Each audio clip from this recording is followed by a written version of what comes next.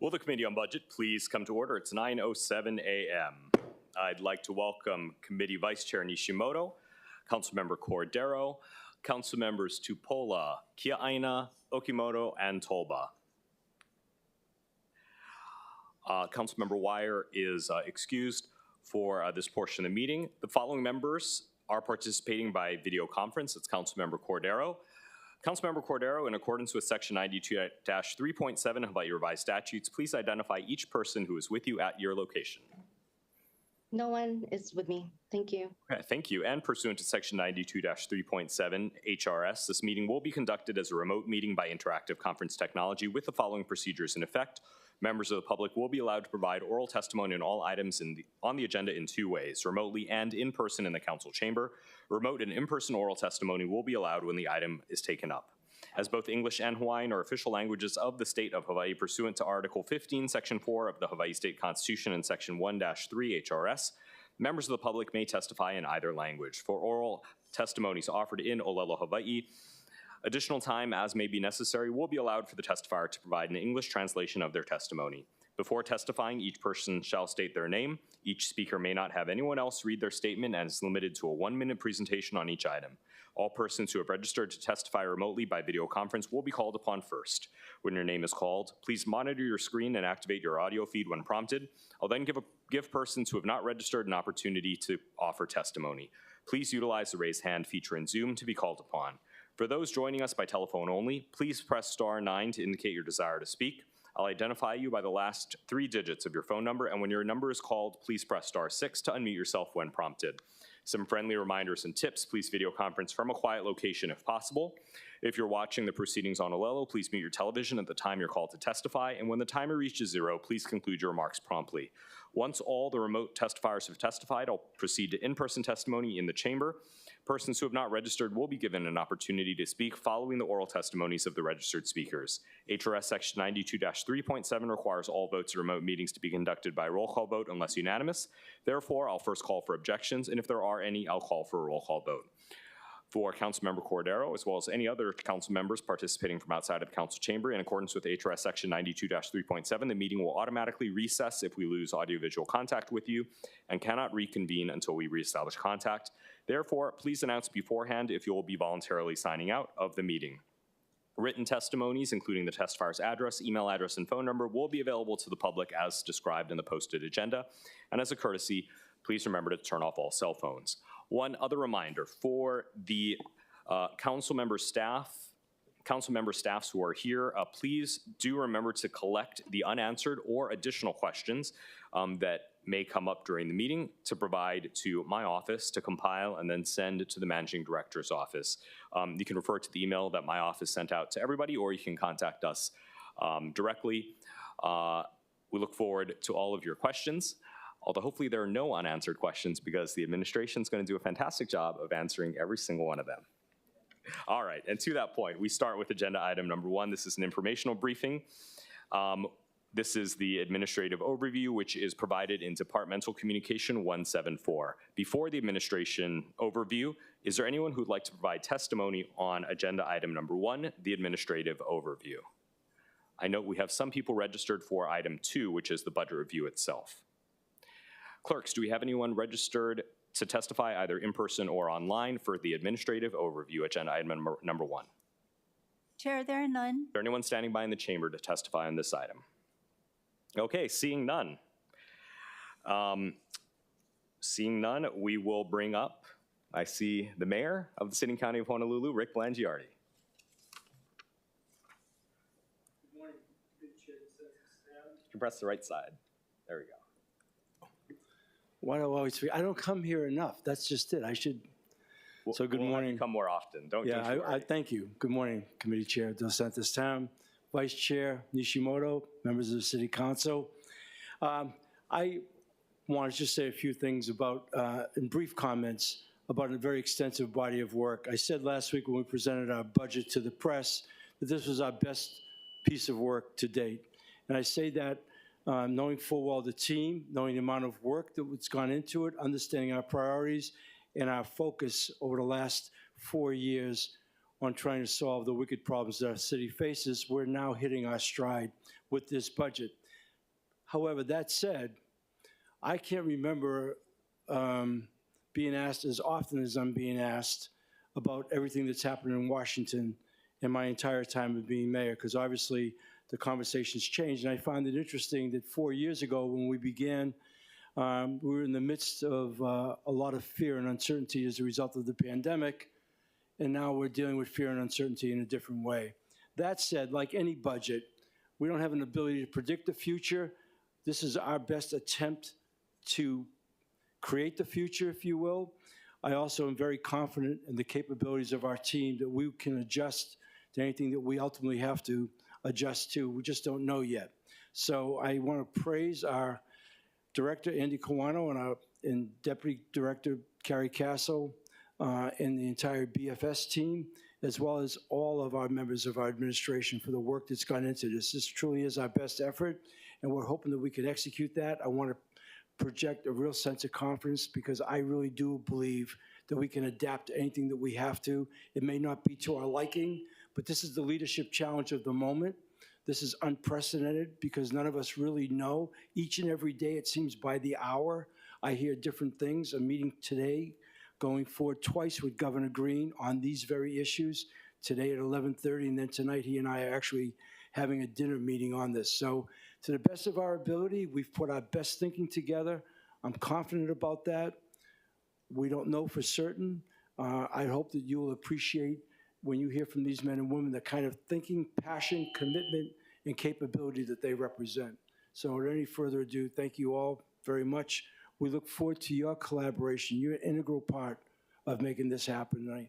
I realize that, and I thank you for that. Aloha. Thank you. Thank you.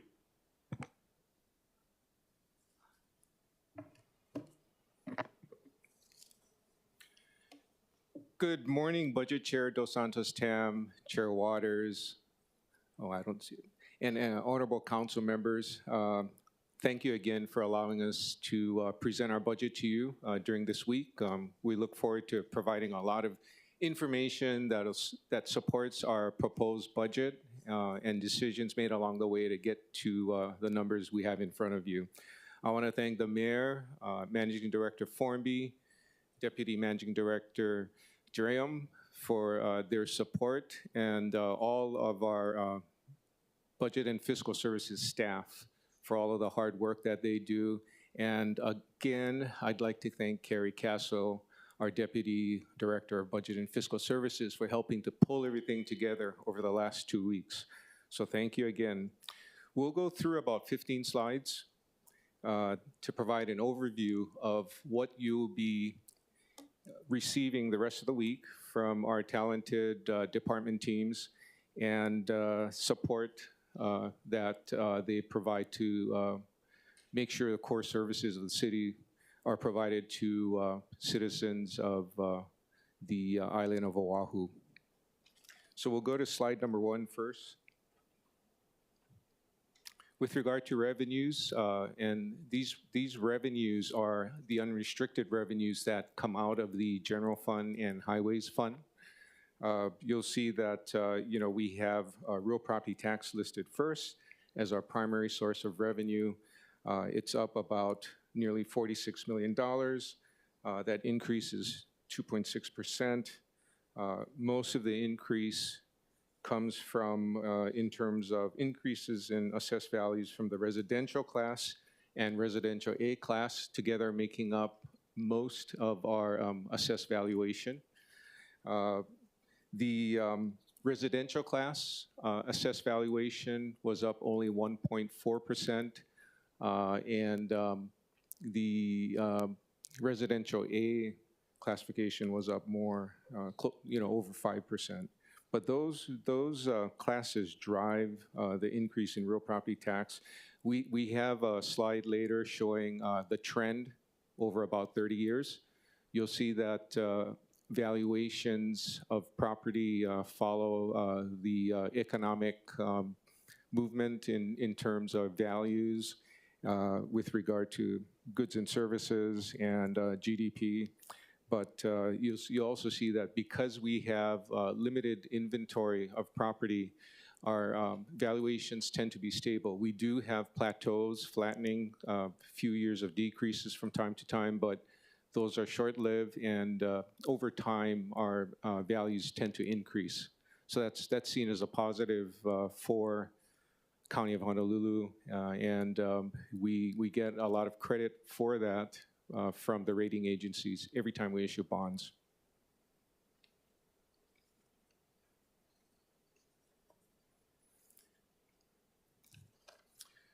So the next slide, you see the trend of real property tax assessment that I mentioned earlier. You know, essentially a step-up trend over the last 30 years. We have flattening when we have economic downturns, but the flattening and the slight declines, you know, end over time, and we have increases. We're currently going through a flattening phase in terms of assessments. And as the mayor noted, there's uncertainty going forward, but you know, we've made budget decisions to help us in times of uncertainty, and feel that we're in a good place as we head towards fiscal year 2026.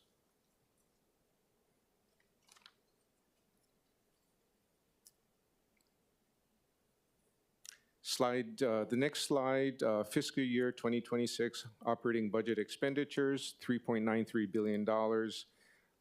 This pie chart shows the breakout of expenditures. The largest breakout is at 24.8% for the miscellaneous category. And as you all know, that category includes all of the employee benefits for city employees. And those benefits do weigh heavy, you know, in terms of our fixed costs and the obligations we have on our balance sheet. But, you know, employees are the most important asset we have. And the city has fully funded, based on actuarial guidance, amounts that have to be contributed to fund liabilities. And we'll talk more about it later, such as ERS and the EUTF slash OPEB, retirement benefits, retirement health benefits that are funded as we deem are important for all employees and their well-doing. After debt service, the public safety grouping at 16.7% is the next largest class, followed by mass transit, and then sanitation. So you'll see that as we go through the department budgets, you'll get a better understanding of why you know, we have to make commitments in those areas to properly serve folks on our island. With regard to long-term liabilities and commitments, you know, I talked somewhat about OPEB, or employer post-retirement health benefits. ERS relates to a pension. Debt service relates to our bond issuances to fund capital projects. We have currently rail operations from West Kapolei to Stadium, with the opening from Stadium to Middle Street happening towards the end of this calendar year in the October timeframe. And lastly, we're entering a new collective bargaining period where we have to update all of our salaries based on union negotiations. So that's all ahead of us from 26 and on.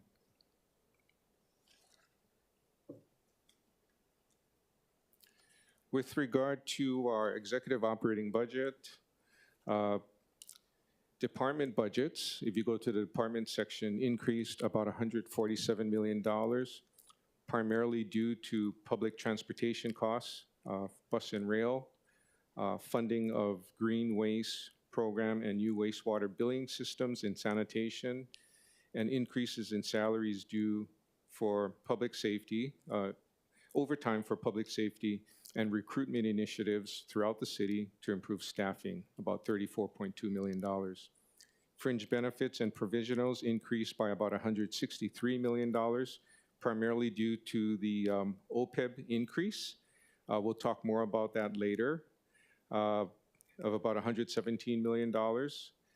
there are new provisions that we've proposed for council review with regard to homeless shelter, respite, and outreach, $10 million.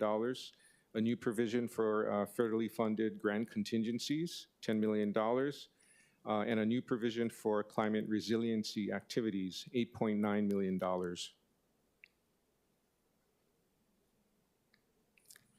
Next graph shows our trend with regard to expenditure for pension ERS and our OPEB and EUTF expenditures. OPEB dropped in fiscal 25, mainly because of the use of FRF monies to pre-fund our OPEB costs for those years. We did that to build capacity such that dollars would be available to help settle hazard pay negotiations. And that's in progress. Our managing director recently reached agreement with SHOPO, and we're working with two other large unions as we speak, HGEA and UPW. So we have that drop in OPEB and EUTF expenditures, and we go back to the normal trend from 26 on. So that drop created a large part of the increase in the miscellaneous category of our budget.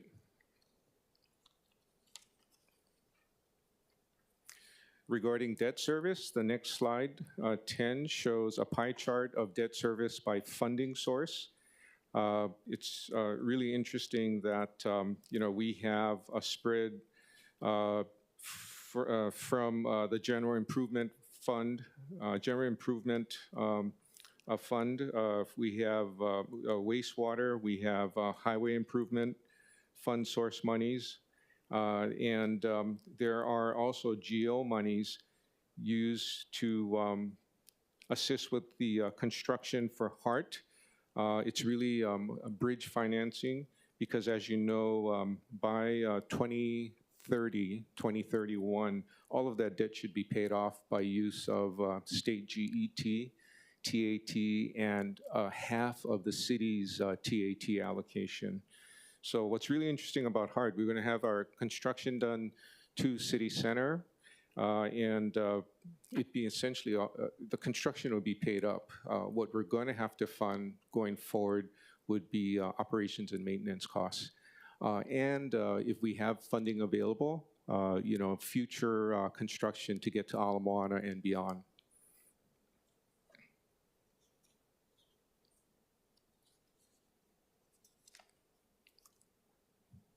With regard to rail operations and maintenance costs, our estimate for FY26 is $120.7 million.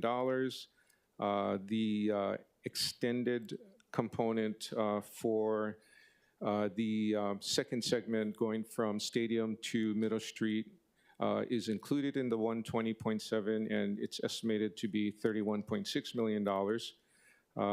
And currently we're working on the third major segment going from Middle Street to City Center, which is going to be the next stop in about 2030.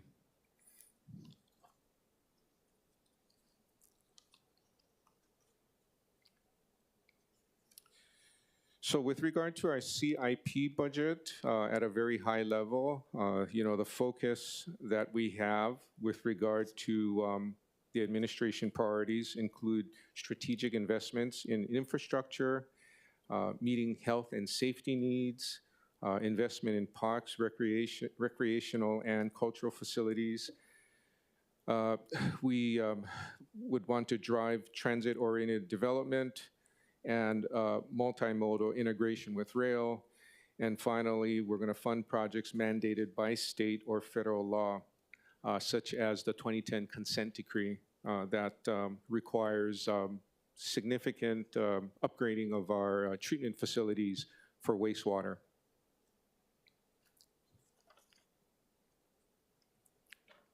With regard to the fiscal year 2026 CIP budget, we're at $1.21 billion. We We are about $166 million more than the prior year. And, you know, a lot of that is due to proposals that we've made to increase these three areas. There's an $86 million increase with regard to the increase in CIP again. If we go to the next slide after the pie chart showing the breakdown of where we spend the money for CIP, we have a $166 million increase for sanitation, a $44 million increase in highways and streets, primarily driving the Salt Lake Boulevard widening project. We want to complete that. And finally, there's a $39 million increase in human services projects, due mainly to proposed increases for affordable housing development in transit-oriented areas. So, you know, our CIP focuses on priorities, and, you know, we've, working with council in prior years, learned where we needed to provide more emphasis. Obviously, you know, housing was one. We continue to make investments in parks for deferred maintenance that we have throughout parks. And we're going to continue to make contributions to public safety for our HPD, HFD, HESD, and ocean safety departments. So if you go to the final slide called CIP projects, we just call out where in the $1.21 million that we have construction. So we were just focusing on the construction phase of the proposed CIP budget. And if you were to tally everything up, our focuses are in public safety, police, fire, ambulance, ocean safety facility improvements, refuse and wastewater improvements, electrification of transportation and infrastructure improvements, highway, street, bridge, storm drainage, street lighting improvements, parks, golf course improvements, and Blaisdell and Zoo improvements, bus facility, transit-oriented development improvements, and homeless facilities. So those focus areas where we're going to have more of the planned construction as proposed focuses on the priorities of the administration. Our FY26 CIP also includes $95.3 million for planning and design improvements. As you know, a lot of the projects take years, takes a long time to get right. And planning and design is a significant component of what we have to spend for our capital projects. With that, I want to thank you again for allowing us to present the mayor's proposed budget for fiscal year 2026. There's going to be a lot of information provided by all of the departments supporting their budget proposals. And we'll be here to answer questions, and I will stand by for questions on the overview. Thank you very much. Okay, members, questions for the Director of Budget and Fiscal Services on the overview. I'm going to start from Vice Chair Nishimoto, and then I'm going to go from left to right. Okay, thank you, Director. I do have some questions, kind of general questions about the budget presentation. I am new, so it's my first time seeing the city budget. In your budget worksheets, you use a column called current services. What is the definition of that column? Which budget worksheet are you looking at? I mean, all of them. You have, you know, fiscal year 25 appropriation and then current services. Mm-hmm. What does that mean? What does current services mean?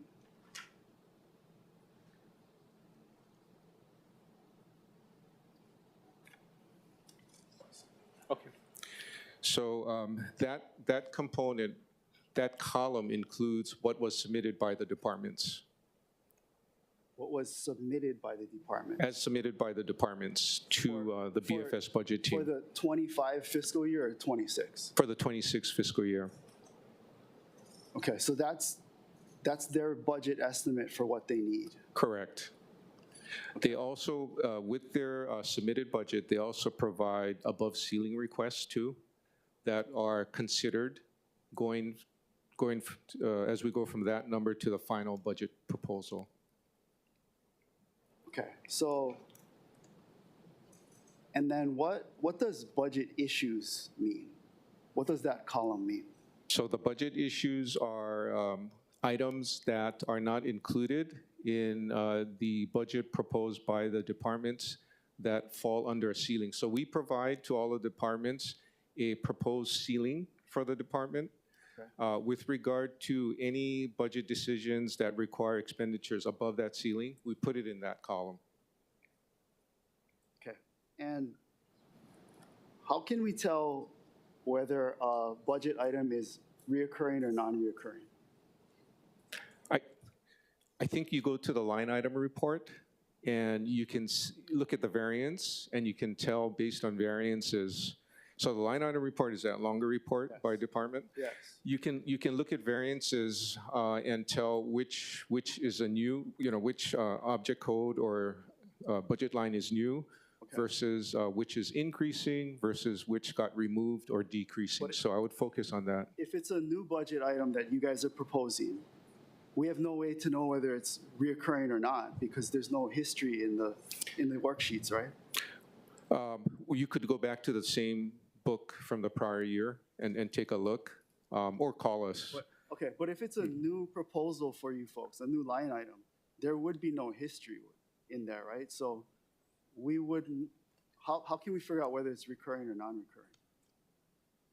Again, you look at the variances, and then if you see large variances, you can go back to the prior booklets for the budget proposals. Okay, thank you. Okay. Starting from left to right, Councilmember Tupola.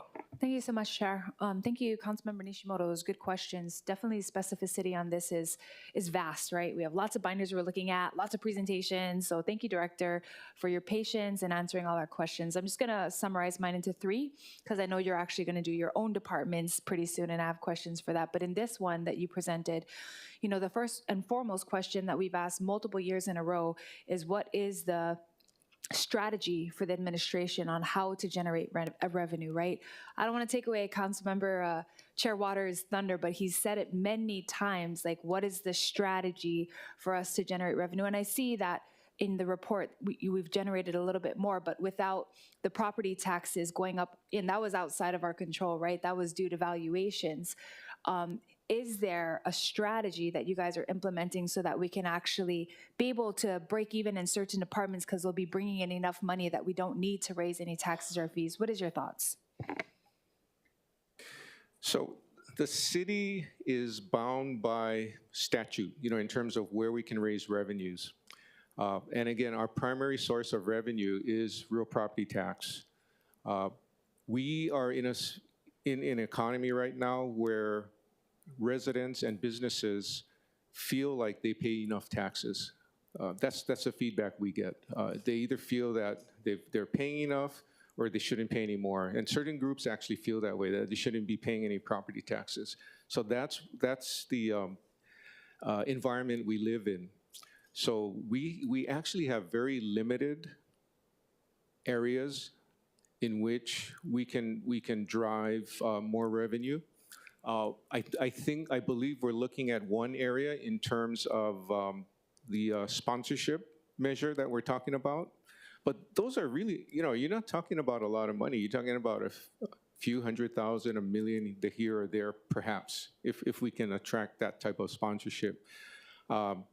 We are looking at the empty homes tax, but that tax will impact locals as well as people from outside, non-residents.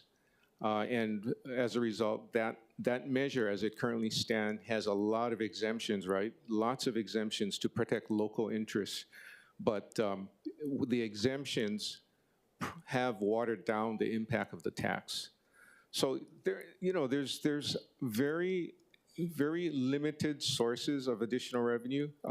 I would have to say that obviously the most probably impactful way that we can undertake to raise revenues is to charge more, tax outsiders more, non-residents, and make them pay more in tax when they come visit, and make them pay more in fees when they go and use our facilities.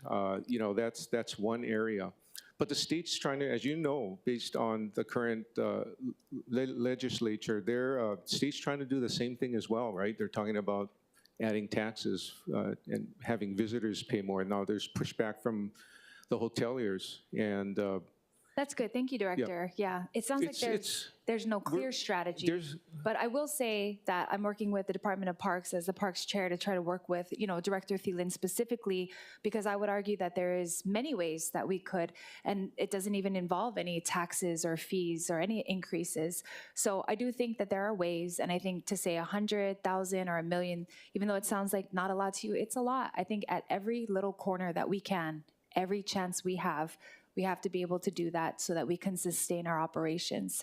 The second question I have is, in regards to the $45 million increase in property taxes that were collected, is it the administration's strategy just to kind of disperse it everywhere, or is it actually to allow us to use some of that for exemptions in property tax to help people who need help? What is the strategy with the extra income just for property tax? so that extra income is based on an estimate, right? We're talking about next year. We're going to allocate that increase to the priorities of the administration. That's the strategy, and it's always been that way. Okay, We're so gonna general continue to do that. disbursement. Got it. Last question. HPD in general is giving back between 18 and 20 million because of their vacancies. Is that what's included in this budget for public safety? Is that included in there, or is that taken out? It's included in the budget. So their vacant position dollars, if you will, has been included in their budget. Same with all departments that have vacancies, and the departments will each advocate and explain why those vacant dollars are needed to build capacity and to operate their departments appropriately. Yeah, I'll follow up with questions with them. Thank you, Director. Thank you, Chair. Thank you. Since Councilmember Cordero would have been next if she were here, Councilmember Cordero, and then Councilmember Kiaina. Thank you very much, Chair. Hi, Director Quano. Thank you for your presentation. My question is in relation to the strategies for investment in our infrastructure. I was just wondering if it's any different from what has been planned from the past 4 years, and I guess what the new strategy would be and how we could see if we are meeting those goals, like any metrics that that the departments will be presenting. So when you talk about infrastructure, that's very broad, right? There's streets, highways, bridges, culverts. There's the sewer system. There's stream maintenance, and so on and so forth. Obviously, the one thing that we know across the city is that there's a lot of deferred maintenance that has to be addressed, and that's why throughout the entire city and agencies that provide services, we're all focusing on increasing our ability and capacity to provide more services, efficiently and effectively. And the measure is, at the end of the day, what the public tells us. What we hear from our neighborhood board meetings. What we read in the various local reporting agencies, the newspaper, Civil Beat, and so on, what we hear from you. But Council Member, there's still an uphill battle, in terms of getting caught up with regards to deferred maintenance, excuse me. And, that battle continues. And, while we have funding, and we're going to continue to drive addressing deferred maintenance because it's all over the place. Okay, so Director, the strategy is for strategic investments in infrastructure is to just tackle and take care of the deferred maintenance, is what you said, right? That's number one. Yes, we have to get caught up across the board. And so, you know how we've mentioned before in past budgets how we would see metrics like how many miles were paved or how many potholes or however many streams were, I guess, taken care of or channelized. So are there any strategic moves in that manner that we can look back in a year or so? Or if not, what other ways are you looking at besides hearing back from the neighborhood boards or the council? Yeah, Councilmember Cordero, a very good question. I think because infrastructure is so broad, and what we're doing for the various type of infrastructure that has to be maintained, that question should be posed to the departments, and they do measure output, and accomplishment. And a good part of it is in the performance measures that they prepare, and it's in the budget booklet. But I think with regard to specifics as to what we're going to do going forward, I think the department should answer that question. They know their operations best. Okay, I just wanted to follow up because it said the focus was strategic investments in infrastructure and wanted to see where the whole administration was targeting as a whole. Thank you. Thank you, Chair. Thank you. Councilmember Kiaina. Thank you. I don't know if I have a question, but just to probably bring up for discussion what you have requested in tandem with myself relating to the need for a real property tax permitted interaction group, because I think that raising revenues is not just about raising taxes. It's also about certain duties that some of the departments have that can ensure that we increase revenues, enforcement of short-term rentals, improvement in DPP's permitting processes to increase the value of homes, increasing our housing inventory, which in turn increases taxes. So I'm assuming you believe that the value of a permitted interaction group would allow us to look holistically at not just the inventory of RPT bills that have been introduced, but other avenues where we could look at revenue enhancements and also close the loopholes on certain exemptions, because I do believe that exemptions, some of them are antiquated. Again, I know a perfect example of someone who is renting their home in Kailua for $8,000 a month, don't even live in Kailua, and they are able to avail themselves of $300 a year for real property tax for historic preservation purposes. It's an abuse of the system. And I just think that we can find a lot of exemptions like that and close the loophole and have these individuals pay their fair share of taxes. So what is your comment about the permit interaction group? I feel strongly that we should have one to look at all of the bills that we have outstanding.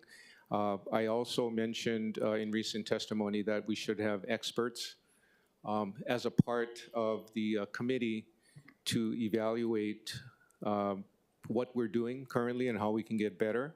Because I do agree, it's not perfect, but based on the staffing that we have, systems that we have, current rules that we have to follow, for the most part, it works, but obviously it can be better.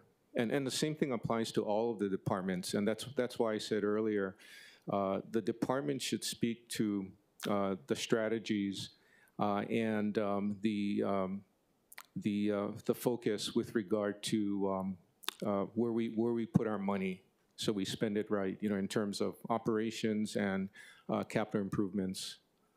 Thank you. And as I said at previous budget hearings, I will defer to both Chair Waters and the budget chair with regard to the timing of the permit interaction group, perhaps after the consideration of the empty homes tax moves forward. But I look forward to that because I believe it's necessary for us to get a fuller picture of where we could raise revenues and close loopholes. Thank you. Okay, Chair Waters. Thank you so much. Good morning, Dr. Kawano. Good morning, Chair Waters. You know, I take to heart what you said earlier, that the budget does reflect the administration's priorities. I also take to heart what the mayor said, that this is a collaborative process and that we need to work together. But can you identify where there is room for the council to insert our priorities? Our priorities? I think we talked about areas that each of the departments will support and advocate for. Somebody brought up vacant position dollars. We know you look at that every year. The area in terms of current expense where we've added dollars, the provision section in the miscellaneous category, that can be looked at, and that's where we looked last year. So those are the two big areas I would recommend looking at. We also have equipment that we have under the operating budget. But again, in many cases, we're playing catch up, right? We need more police patrol cars. We have to, on the sewer side, we have to catch up on our purchasing of dump trucks, not dump trucks, but trash trucks, garbage trucks.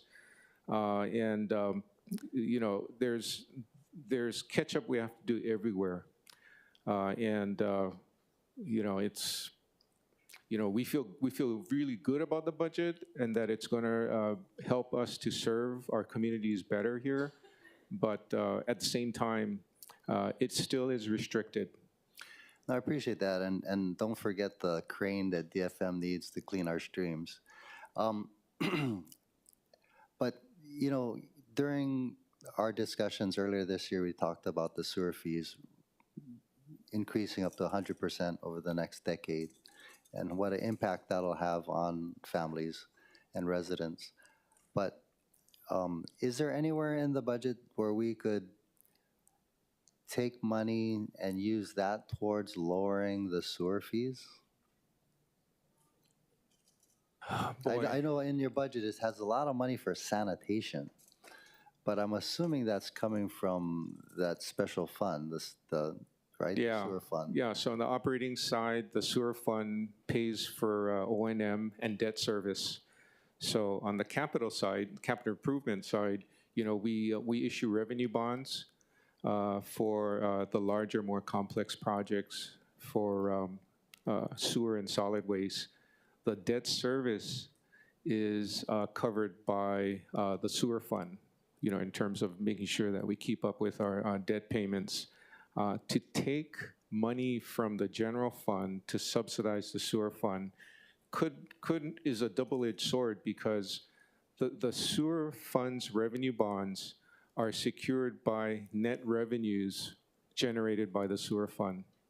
And the foundation for that is the fact that over time, rating agencies have observed that the administration and council and the public support increases when necessary. And if you look over the last 20 or so years, there have been sewer fee increases, and significant as well. We're going through another phase where we're going to have to increase sewer fees to pay for our obligations, and maintain operations. So I would say we need to figure out how to get to where we have to be, currently and in future years, such that we can meet our obligations through sewer revenues, sewer fund revenues, because that's the way to do it. And that's the way that's how we maintain our credit ratings, plural, for the sewer fund and the general fund. If we start adding more fixed expenses to the general fund, we will not only impact the rating of our sewer fund debt, but possibly the general fund as well. So couldn't we simply take a source of revenue and every year put the same amount into the sewer fund, thus supplementing it, and thereby keeping our bond rating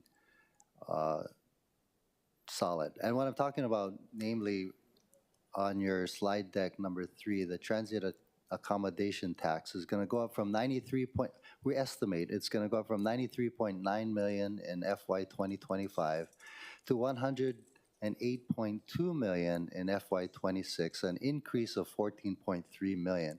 What if we took that 14.3 million and put it right into the sewer fund? And that way we can lower the amount of fees that our residents and other water users are paying. Because, as you know, pocketbook issues are a big deal. And if we can lower the sewer fee, right, that will make a huge impact on people's ability to even afford to live here in Hawaii. We could do that, that's possible, but I don't recommend it for the same reasons that I brought up earlier. Okay. No, okay. Yeah. Okay, last set of questions, or if you're gonna do round 2, I can save it. Okay, I'll save it for the next round, thank you. All right. Council Vice Chair Wire, any questions? I'm going to do round 2. Thank you, Chair. Mahalo, Director. What date can we expect the report analysis on the empty homes tax? I know that that's kind of being finalized. Yes, so with regard to Task 1 or Phase 1, we're in draft. We're working with Chair Waters' team, and I think when we're ready, more likely than not, after we get through the initial budget meetings. Just concisely, can I get a date? Yeah, we're going to probably have an information briefing on the first phase, and with input from everyone, decide on where we go going forward. Okay, so what I'm hearing, you're not going to do a communication and transmit the report prior to the info briefing? Yeah, we want to do the info briefing first. Have that scheduled, and then we will post a report at that time. Okay, so what I'm hearing is you don't have any documentation at this time that you're able to transfer over to council for review?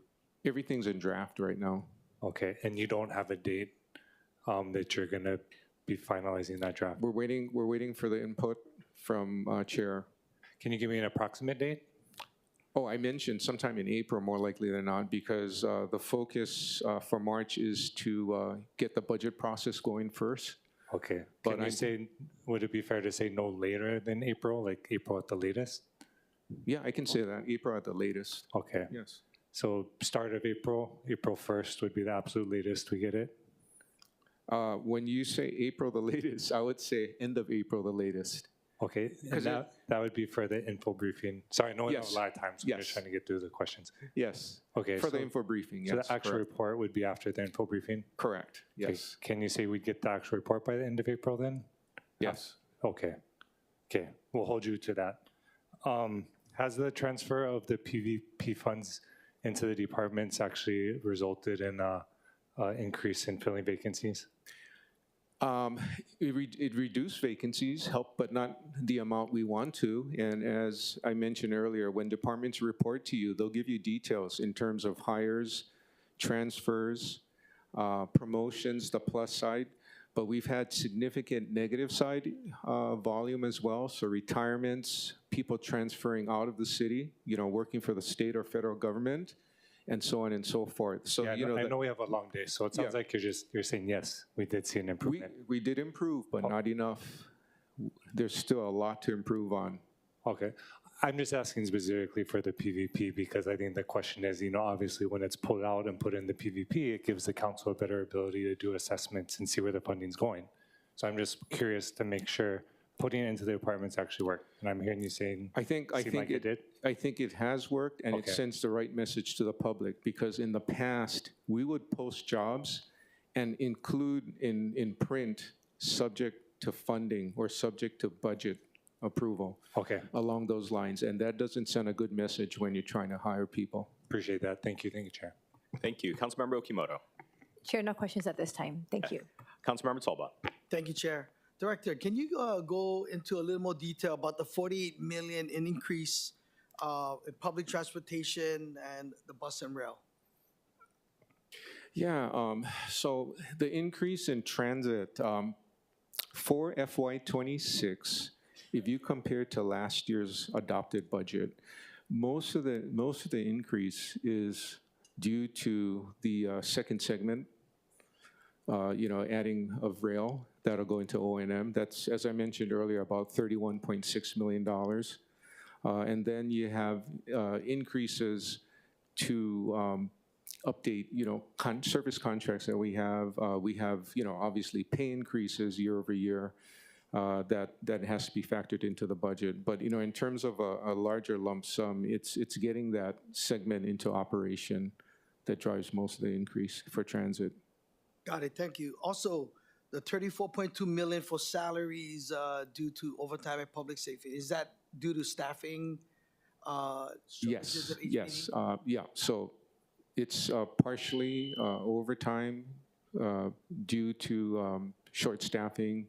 And then across the city, we're implementing initiatives to improve our recruitment and hiring. We're looking at pay, for instance, and one of the things that we're doing for difficult to fill positions is use the option to hire above minimum, to recruit and hire above minimum pay, and that has worked. As you know, we have a supplemental salary schedule for engineers because engineers was a severely short, class that we needed to fill. So we have that. So we have strategically implemented areas where we're impacting pay to make it to more effectively hire people, recruit and hire people into the city. But overtime, I think, is the biggest piece, of that. Is there any other examples besides what you just? One-day hiring. We have a program called One-Day Hiring. Okay. To bring people in quicker.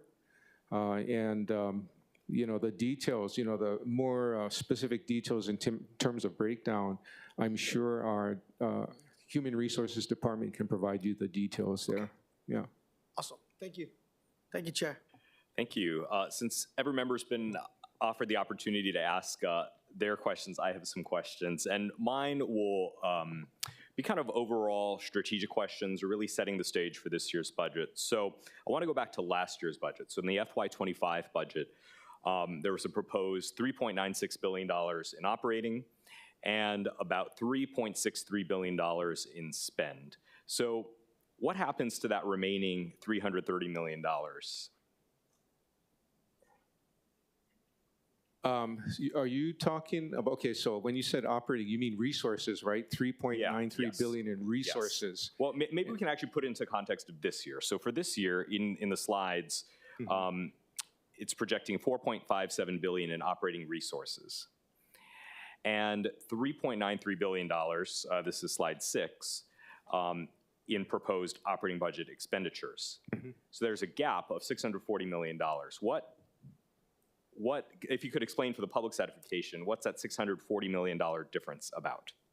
So what we don't spend, actually encumber and spend, goes back into fund balance. It's a part of the carryover, and we have two components of carryover. We have unrestricted, that's essentially mostly, for the large part, general fund and highway fund carryover, and the rest related to special fund and the sewer fund. Sewer fund and special funds make up the restricted carryover component. So essentially it gets carried over and becomes a resource for the next year's budget.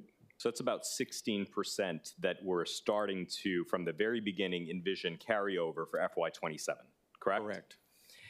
In addition, there's significant funds that lapse, that never get spent.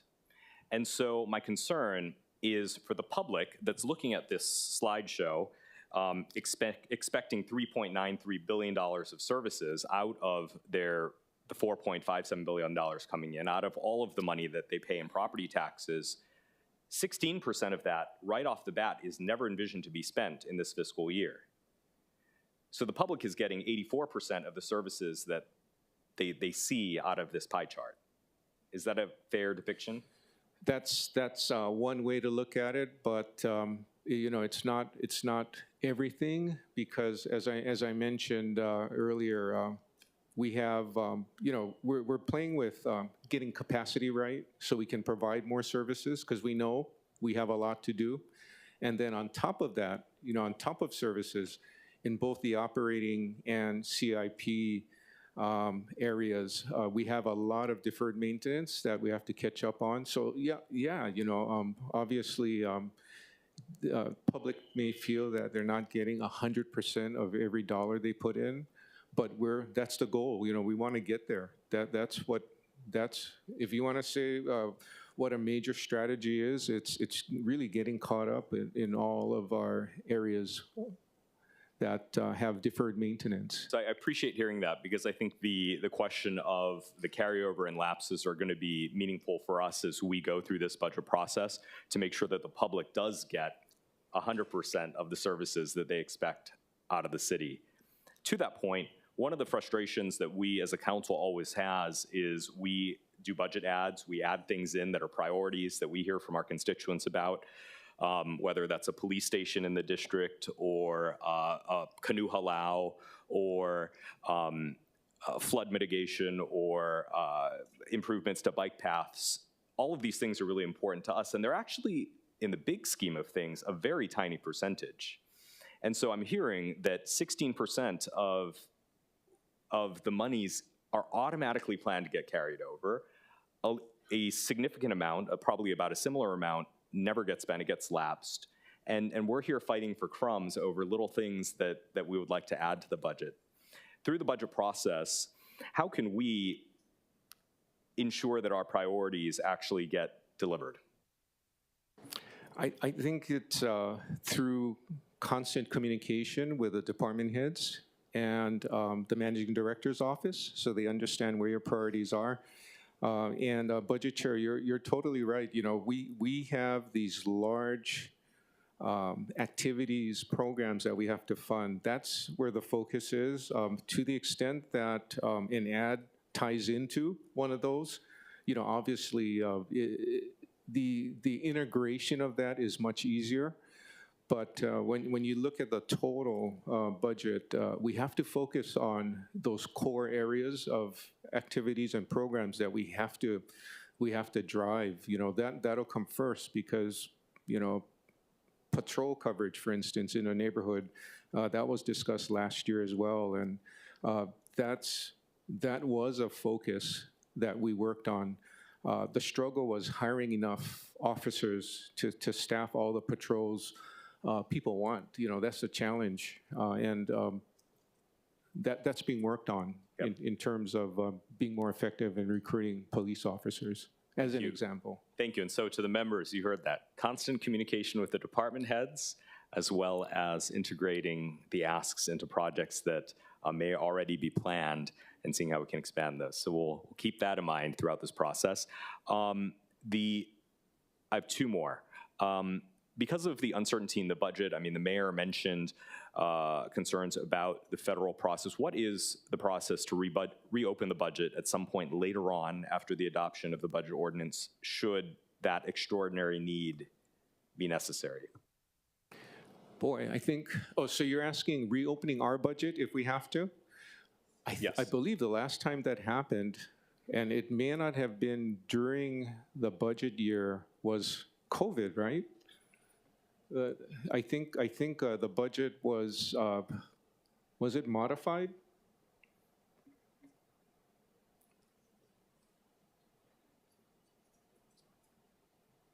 I wasn't around, excuse me, I'll get you the exact.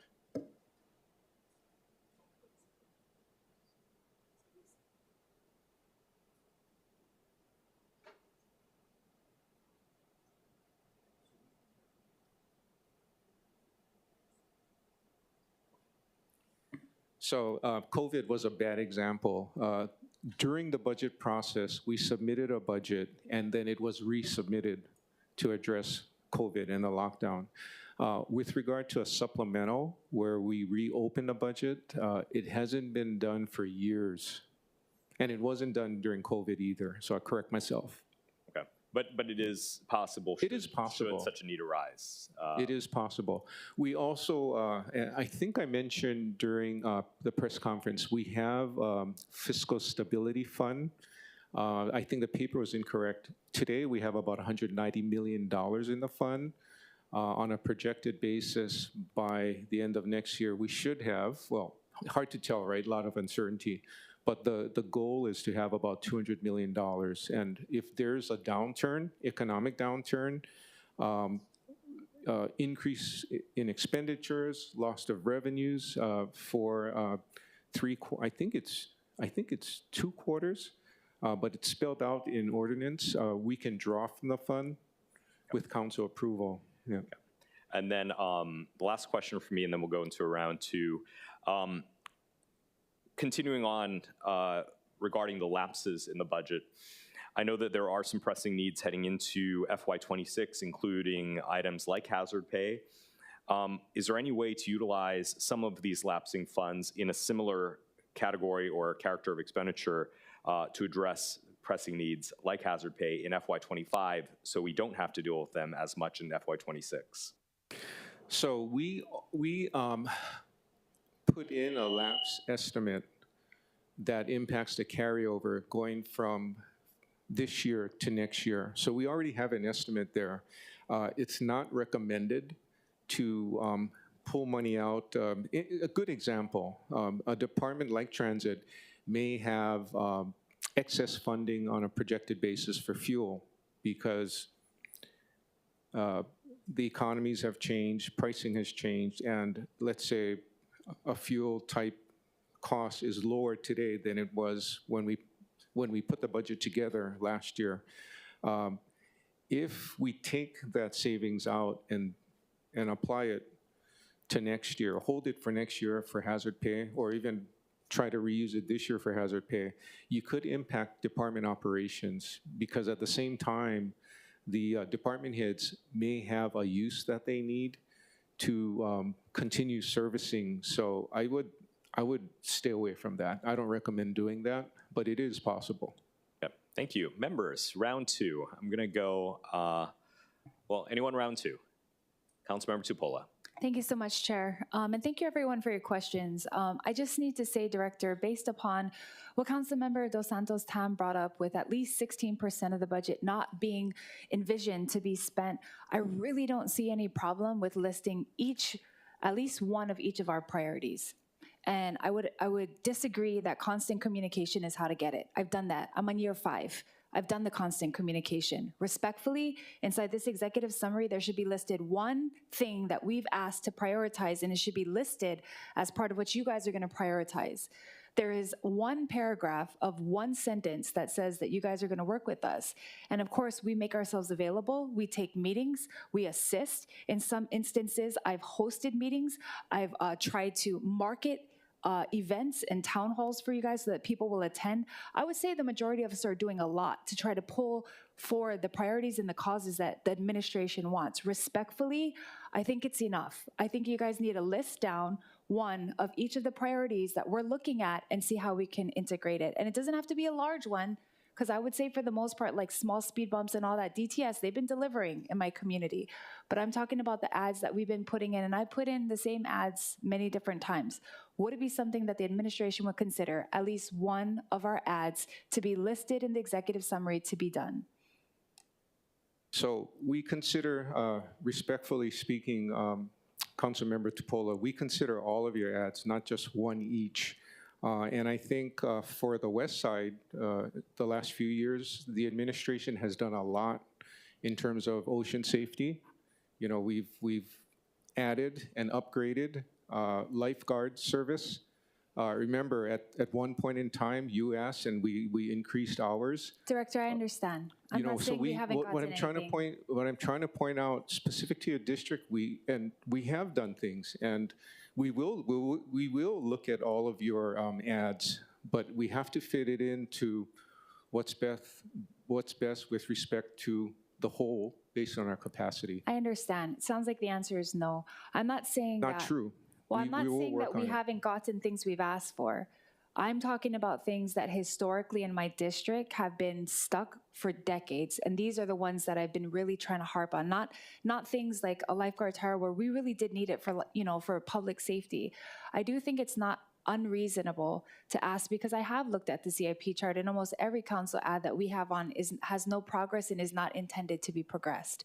So it's just a ask that all of us have priorities that are listed. All of us do, because you guys are handling the whole entire island. We understand that. We're just asking that one thing, and most of these things that we brought up are not from us. It's from the neighborhood boards. It's from community members that have asked over and over again, hey, can you guys remember to do the lights that have been broken? Yeah, I know the electrical is all wrong. I know we're trying to fix that. Yep, we're getting towards that.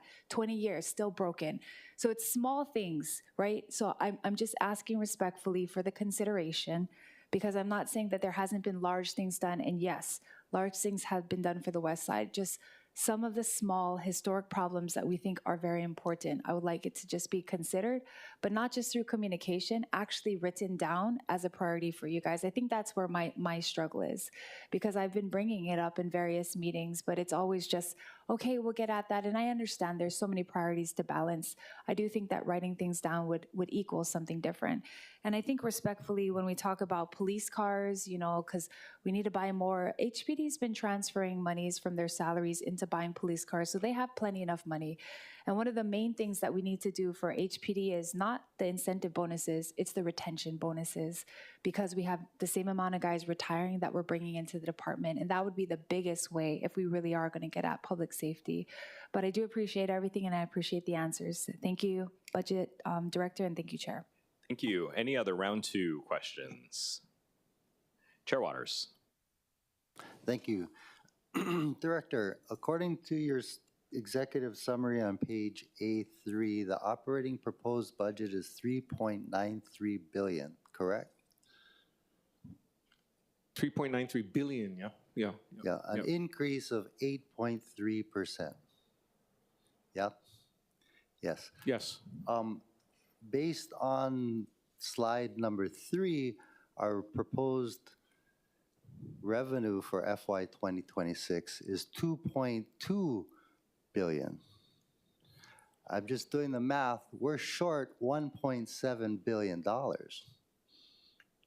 So as our proposed budget is not equal to the amount of revenue that we generate. It's not, because I was speaking to the unrestricted funding sources that have more flexibility in terms of how the monies can be spent. So the focus was what we generate out of the general and highway fund. So if you look at the revenue sources, they're all from the general fund or highway fund. I'm not including sewer. I'm not including what Budget Chair Dos Santos Tam mentioned. You know, the carryover is not included. We do have a pie chart in the budget book that shows all of the different sources of revenue that are used to help balance the budget. Right, including also on page A3, there's a $1.24 billion carryover. I'm curious where this carryover comes from by department. Can you provide that list to us? I think it's in the booklet. Is it for each department? I was looking for it, I couldn't find it. But it'd be helpful to know by each department how much each department lapsed and where that came from exactly. Okay, we'll look at, thank you, Council Chair. We'll look at what we provide and supplement so you have that information. Yeah. Okay, and I imagine some of it is vacant positions, obviously, right? Oh, yes. Positions that weren't filled, that carries over. But it might be helpful for us when we want to insert council priorities, or where we want to take some of that money and use it to pay for the sewer fee.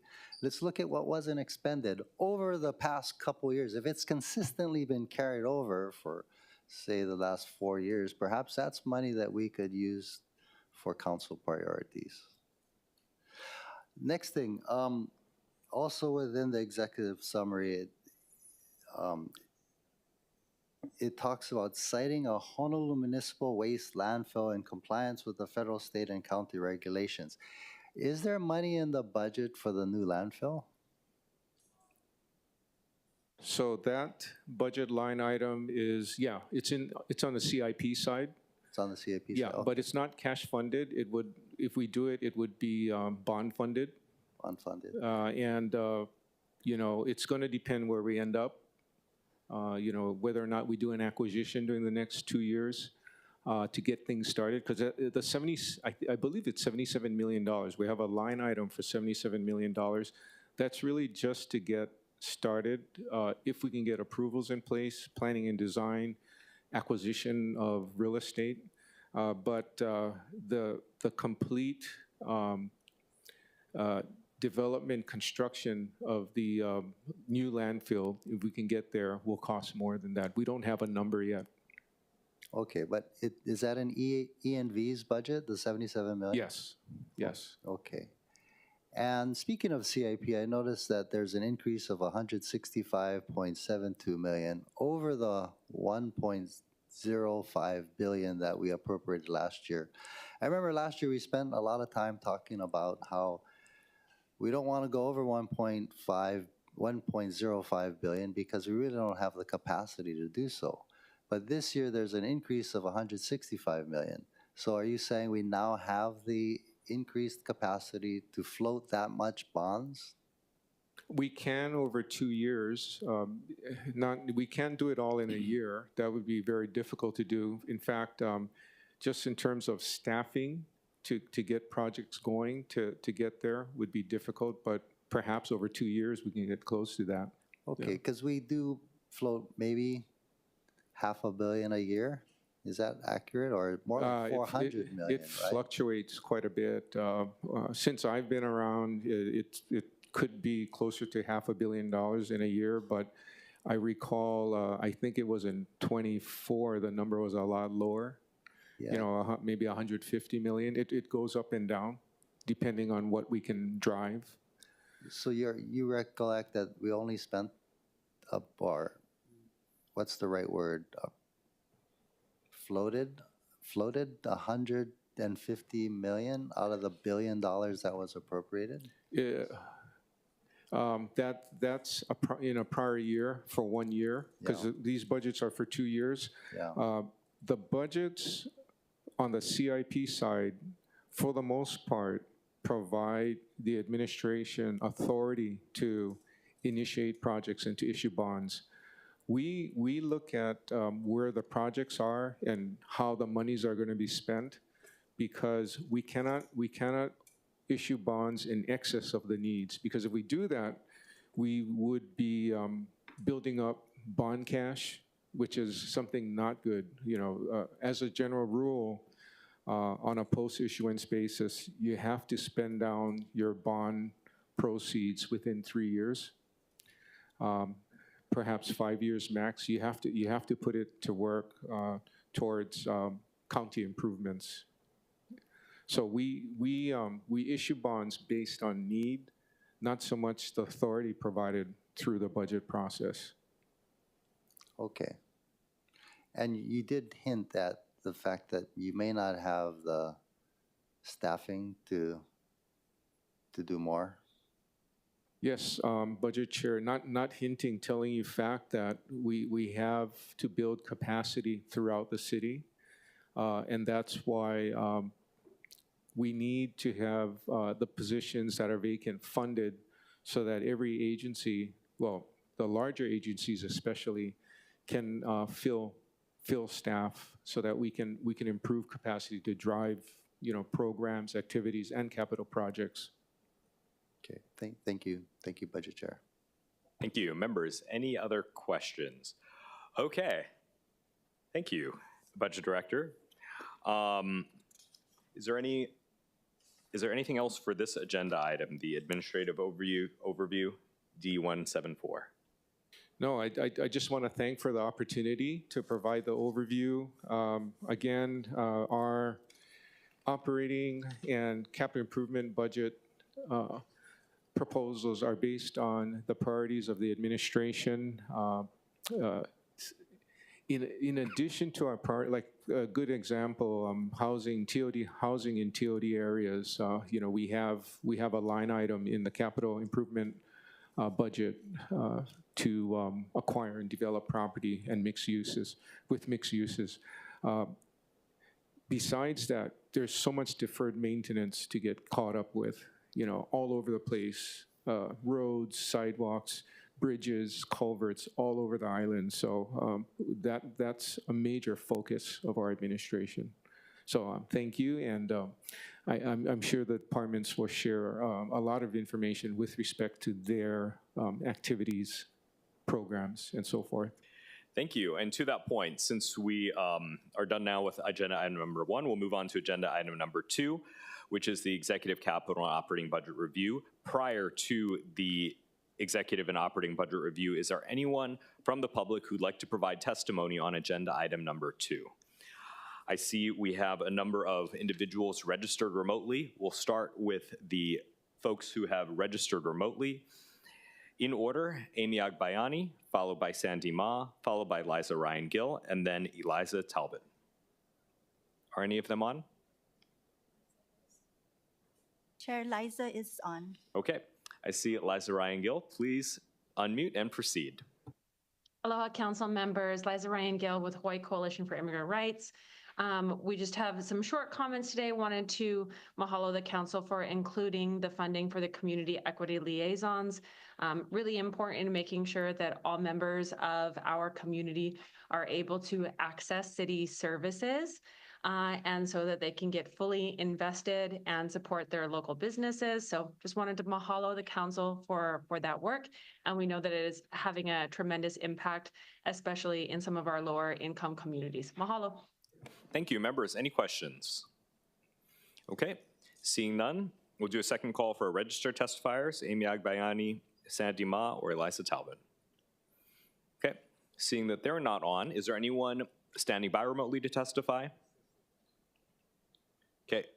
Chair, there are none. Seeing none, is there anyone here in the chamber who'd like to testify? Okay, seeing none, we'll then dive right in. The first department listed is the Office of the Mayor and Managing Director. For those following along at home, it's Mayor's Message 38 is the corresponding document. May I start? Please proceed. Good morning, Budget Chair. Good morning, Council Chair, and good morning, Budget Committee members.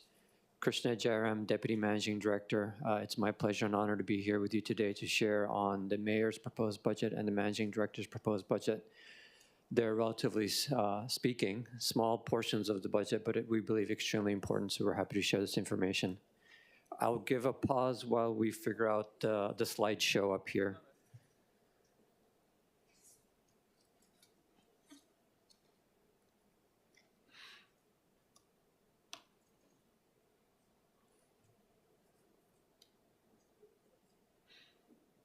While we are figuring out the slideshow, members, I do anticipate taking a lunch break around midday. And I understand that OCS has some snacks if anyone gets hungry, but we will be taking a lunch break around midday at an appropriate time.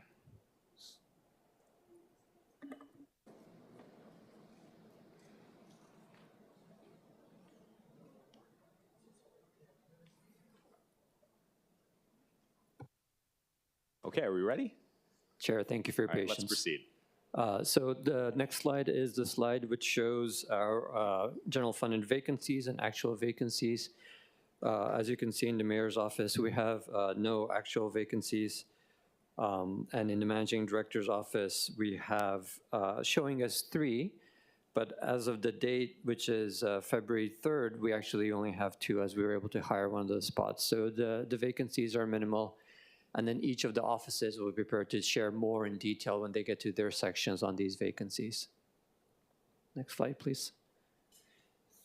Next slide is the Office of the Mayor.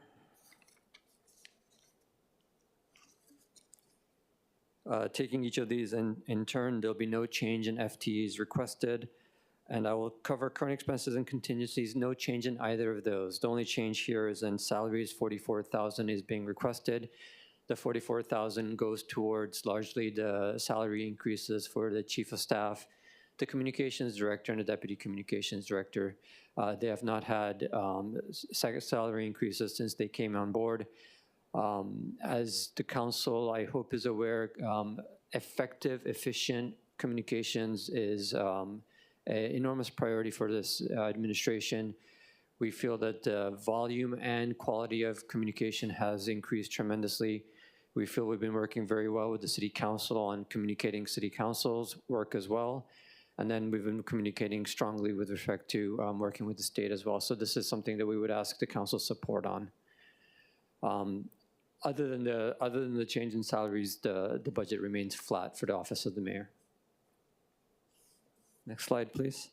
Office of the Managing Director. As the council knows, there's a number of offices that are under the Office of the Managing Director. There's the Office of Economic Revitalization, the Office of Culture and Arts, Office of Climate Change, Sustainability and Resiliency, as well as the Neighborhood Commission Office. In addition, the Office of Housing is under the Managing Director's office, but last Friday, the mayor did submit a proposed reorg reso, which will combine the Department of Housing, the Office of Housing with the Department of Land Management. So in discussions with the budget chair, the budget request for the Office of Housing is being included with the budget request for DLM, and it'll be handled separately. It won't be handled today. So you'll be hearing from myself on the Managing Director's office and 4 offices, but housing will come separately. Next slide, please. So with respect to the Office of the Managing Director, we're asking for additional 1.5 FTEs. One of those is for a data governance specialist. With the council chair's leadership, a data bill was passed last year, and in April of last year, we hired the chief data officer. The chief data officer, Kira Trucham, has been spending the past 11 months now assessing the city's data capabilities, working with each of the council members, working with each of the departments, and we asked her to come forward with what we need to move to get us to a higher level, a higher stage. And so the request this year in terms of personnel is if we could consider the addition of a data governance specialist, a person who ensures that data quality, security, and compliance is where it needs to be. The other 0.5 position is for a special advisor on fact-finding investigations. This is an item that we've been working with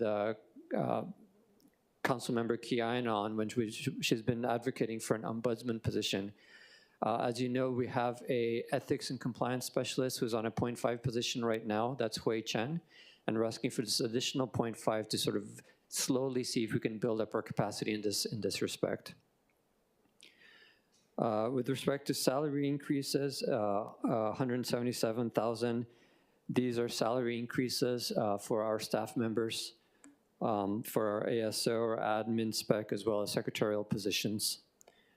And finally, with respect to current expenses, the $150,000 reflects, again, our emphasis on data.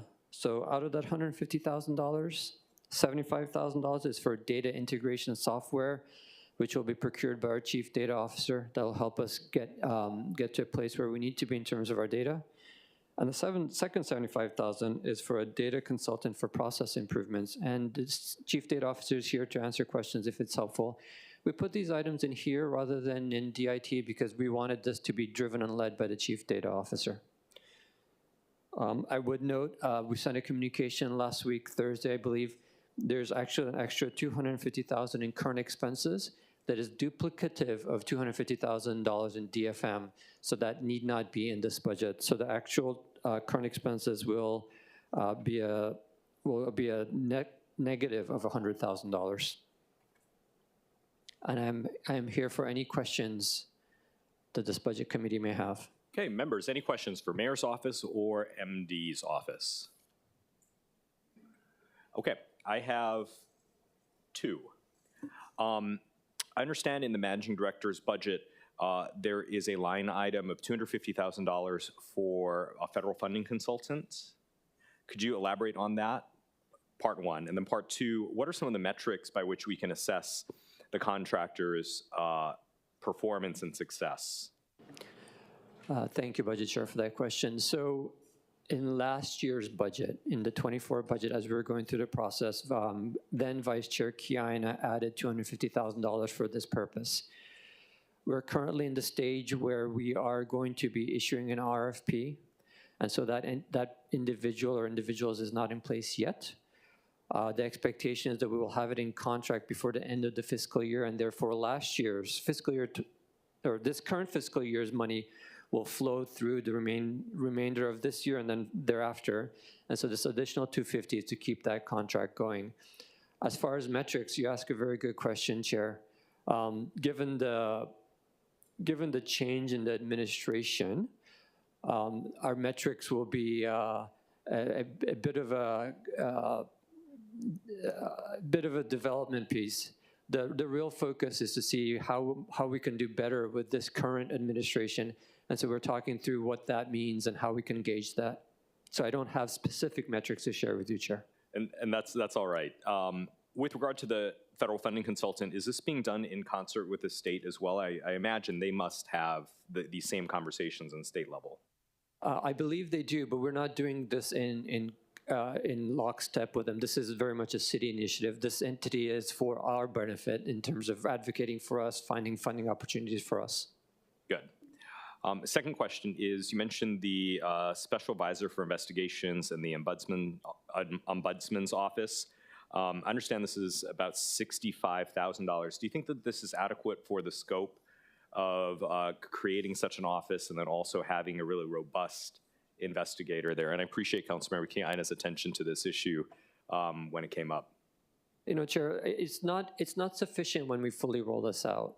We're trying to do things in little steps at this point. We're trying to be mindful of the budget. So the thought is that Hui Chen, who is the special advisor to the managing director, will continue assisting with these investigations. We can find somebody who can come on a half-time basis similar to her.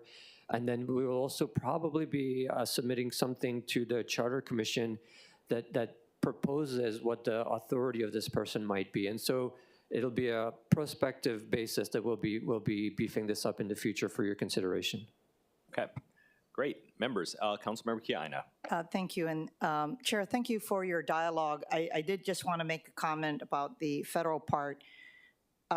As many of you know, because of the fact that we are in the deep throes of putting aside funding for hazard pay, the $250,000 amount was a base funding. I know that it is insufficient, but I did want to make clear so that people don't think that just because there's a change in administration that somehow we need it more. The fact of the matter is when you have DTS successfully compete for $200 million in discretionary funding, that is evidence that with more assistance, the city stands to gain in the hundreds of millions of dollars. So let me just say that. And I also would like to say that it was my intent in the upcoming fiscal year to maintain that proviso and increase that amount. Again, regardless of who is in the White House or who is leading the Congress, it's in our interests to supplement the Hawaii delegation as well as the governor's efforts in fighting for funding. And I think that we stand to benefit from that. So my question to you, I guess, is you would support not only the maintenance of that proviso, but potentially an increase in the amount? Councilmember, thank you for that question. It certainly does seem that, and I do agree with you, the idea was always that we would have this capacity so we could do better in terms of federal funds, but it certainly does seem, given the uncertainty that raising this amount has its merits. That is correct. The only change perhaps would be that anyone that is retained, it is their job to ensure that their team has the necessary reaches on both sides of the aisle, but they would be doing that regardless. So thank you. Okay, thank you. Vice Chair Nishimoto and then Chair Waters. Thank you, Chair. Is this the section where I can ask questions about Office of Economic Revitalization? No, we'll have OER come up in a separate item. Okay. This is just Mayor and MD's office. Okay.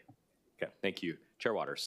I have the same question, because I know under the MD, you have culture and the arts, economic revitalization, housing, and we're going to do all that separately? Yes, so MoCA is the next slide after this, but I thought it would be good to pause in between these various little offices. Vice Chair Wire. Thank you, Chair. Just a quick question. And appreciate the discussion and agree that I think additional funds could be appropriate. Do we have a contemplated progression for building out our data capacity as well. You know, I know we're adding additional positions, I believe, but in terms of the next couple years, like, will we be seeing an increased investment in the work of our data officer? Thank you for that question. So the data officer is working hard. She was extremely enthusiastic. She had and she does have a plan in mind for how we're going to slowly build up this capacity. She's already commenced a working group, a community of learning, where departmental representatives who are involved in data meet on a bi-weekly basis to discuss data issues. And we do anticipate coming forward in the future with reasonable additional positions to make ourselves stronger and stronger in this area. Okay, I appreciate that. And I can't, just for myself, I think I would support expediting that as quickly as possible. Just given, of course, the conversations we've seen in DC and the increased access that, you know, various folks in this field have to information. Of course, as a city, I think our priority should be ensuring that all of our data is protected from all intrusion, right? Whether it's private actors, other government actors. And so just, yeah, I wanted to share that. So mahalo. Thank you, Vice Chair. Thank you, members. Any other questions for the mayor's office or managing director's office? All right, if not, we'll proceed. Oh, sorry. Oh my goodness, Councilmember Cordero. Sorry, sorry. Please proceed. It's okay. Thank you. Thank you, Chair. Hi, Deputy Managing Director. Thank you very much for sharing how we are supporting the data officer more. I know we see that in our communications relating to objects greater than $50,000, along with the Washington, D.C. federal funding consultant. What I do also want to ask is about the other item in that object code, which is enhanced security for Waikiki areas. And I was just wondering, as to the reason why it's in the managing director and mayor's office's budget, and if it's going to be directed through an RFP, an RFQ, and who the vendor will be, and if the mayor's office is going to be the one handling that contract, and if not, why not BFS? Councilmember Cordero, thank you for that question. So last year was the first year where we included this $250,000 in the managing director's office, and it was meant as a pilot to work with the Waikiki bid to see if we could offer enhanced security services and social services.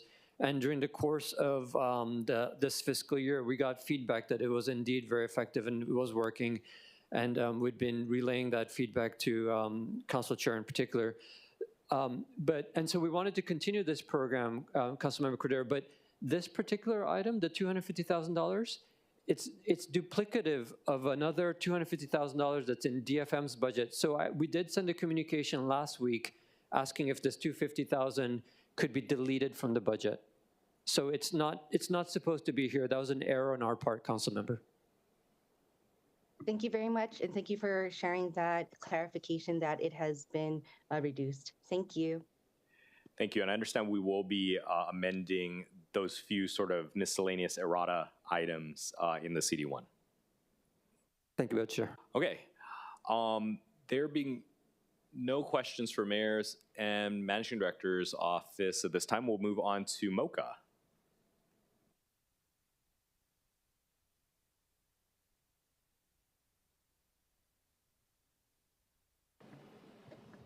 Good morning, Budget Chair, Vice Chair Nishimoto, Council members. Ka'ili Trask-O'Connell, Executive Director of MoCA.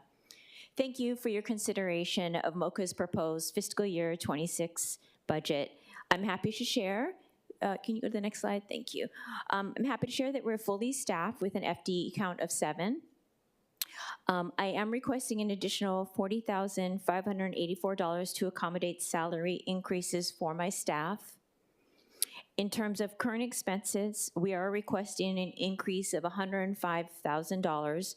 This increase is to support the restoration of the 2 murals at McCoy Pavilion and the Sister Summit, which will be held in May of 2026.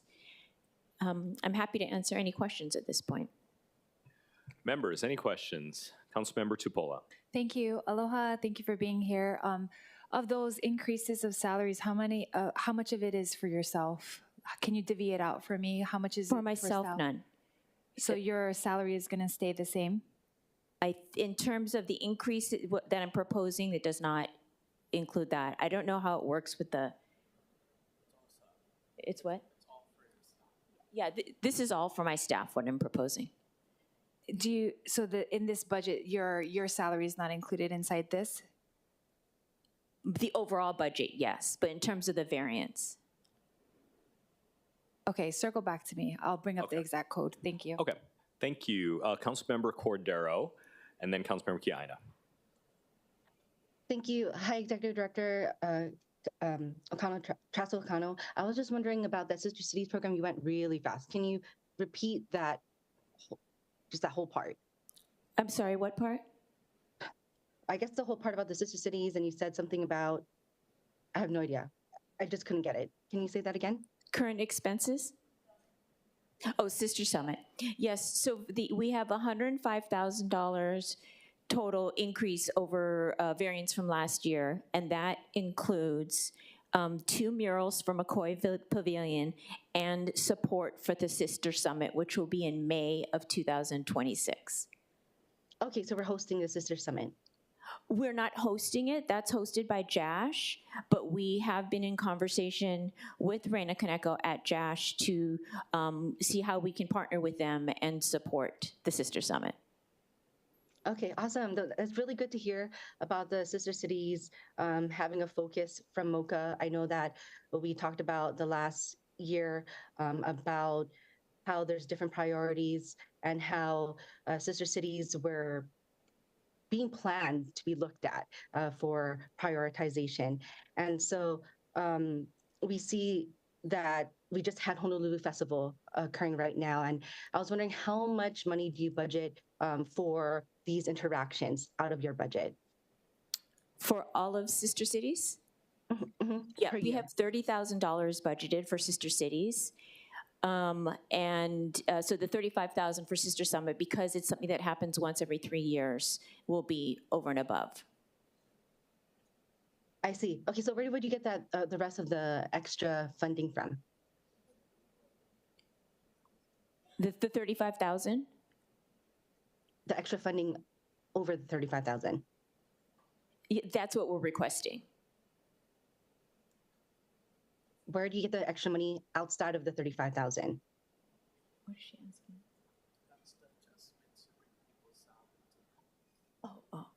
Yeah, the additional money requested for the 40,584 is for salary increases for my staff. I apologize, I'm not sure if I'm not answering your question. Wasn't sure what your question is, which funds you were talking about. Okay, and so. Okay, so I'm going to move on to another topic relating to how much money is, if you have 38,000 for Sister Cities, how much money do you appropriate for all the different events that are planned for the year? Just like we had Mahina Olelo month, right? So how much money is expended for a month like that? So Mahina Olelo specifically, we had $10,000 allocated per request from Chair Waters last year as a part of the proviso. And let me pull up my. And how much lapsed? And I mean, how much was expended this year? And do we have any lapsing? And are you requesting for any more next year? Okay, to answer your question about events, we have, see, for fiscal 26, we have $60,000 budgeted for events. That's $40,000 for events and $20,000 for cultural consultants. And the cultural consultants includes cultural experts, translations, Oli services, Kahu services, Kia'i services, Kumu, and various costs like that. Okay. Oh, that's great to hear about the Kahu services. So are we able to partner with MoCA then for Kahu support services? Because I know that council offices are asked to front the costs for Kahu services from our own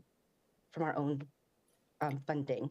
Yeah, you know, we have we have quite a few resources to pull from for that. So yes, we could partner with you on that. And if the cost is within reason, I think we could help with that as well.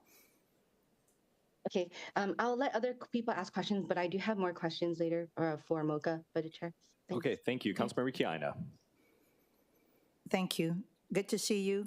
I know that we have met one-on-one on, on the overall operations of the office, but I just, because we're talking about the budget, I want to do two things. Just give some counsel moving forward and express my disappointment in what happened with regard to our FESPAC money, because we were the ones who helped get that funds for you. And so let me just say that I know that you were in transition, but I was very disappointed in the mayor's event at Bishop Museum. In fact, I was very embarrassed. I thought it was poorly run. The stage, we had the bathrooms in the back. It was just so discourteous. We should have had people served. So many of these Pacific Island leaders were high level, not only public officials, but chiefs. And so I was very, very embarrassed, and I just don't want that to happen again. So I'm willing to, give you the benefit of the doubt that you're in transition, but among your staff, you absolutely have to have a top-notch protocol officer to ensure that at all of these events, they take care of that. And all the way down to the details, right? Because let me just tell you something. Your office not just represents the mayor, but when we are out in public, it represents the entire city and county of Honolulu. Second, an events planner as well, because the nuts and bolts, like I just saw a lot of adjustment. And so the reason I say this is FESPAC was so important to our bilateral relations with all of these various countries. And I was looking forward to it, and I was embarrassed. So I also was embarrassed at the Cook Islands signing ceremony that we have. But okay, I'm moving forward, yeah? So I'm just looking at what you can do to strengthen. And, if we are to continue to provide funding, I just want to make sure that you understand the importance of your role, as well as strengthening the capacity. I know that when you go to events, it's just like kind of chaos.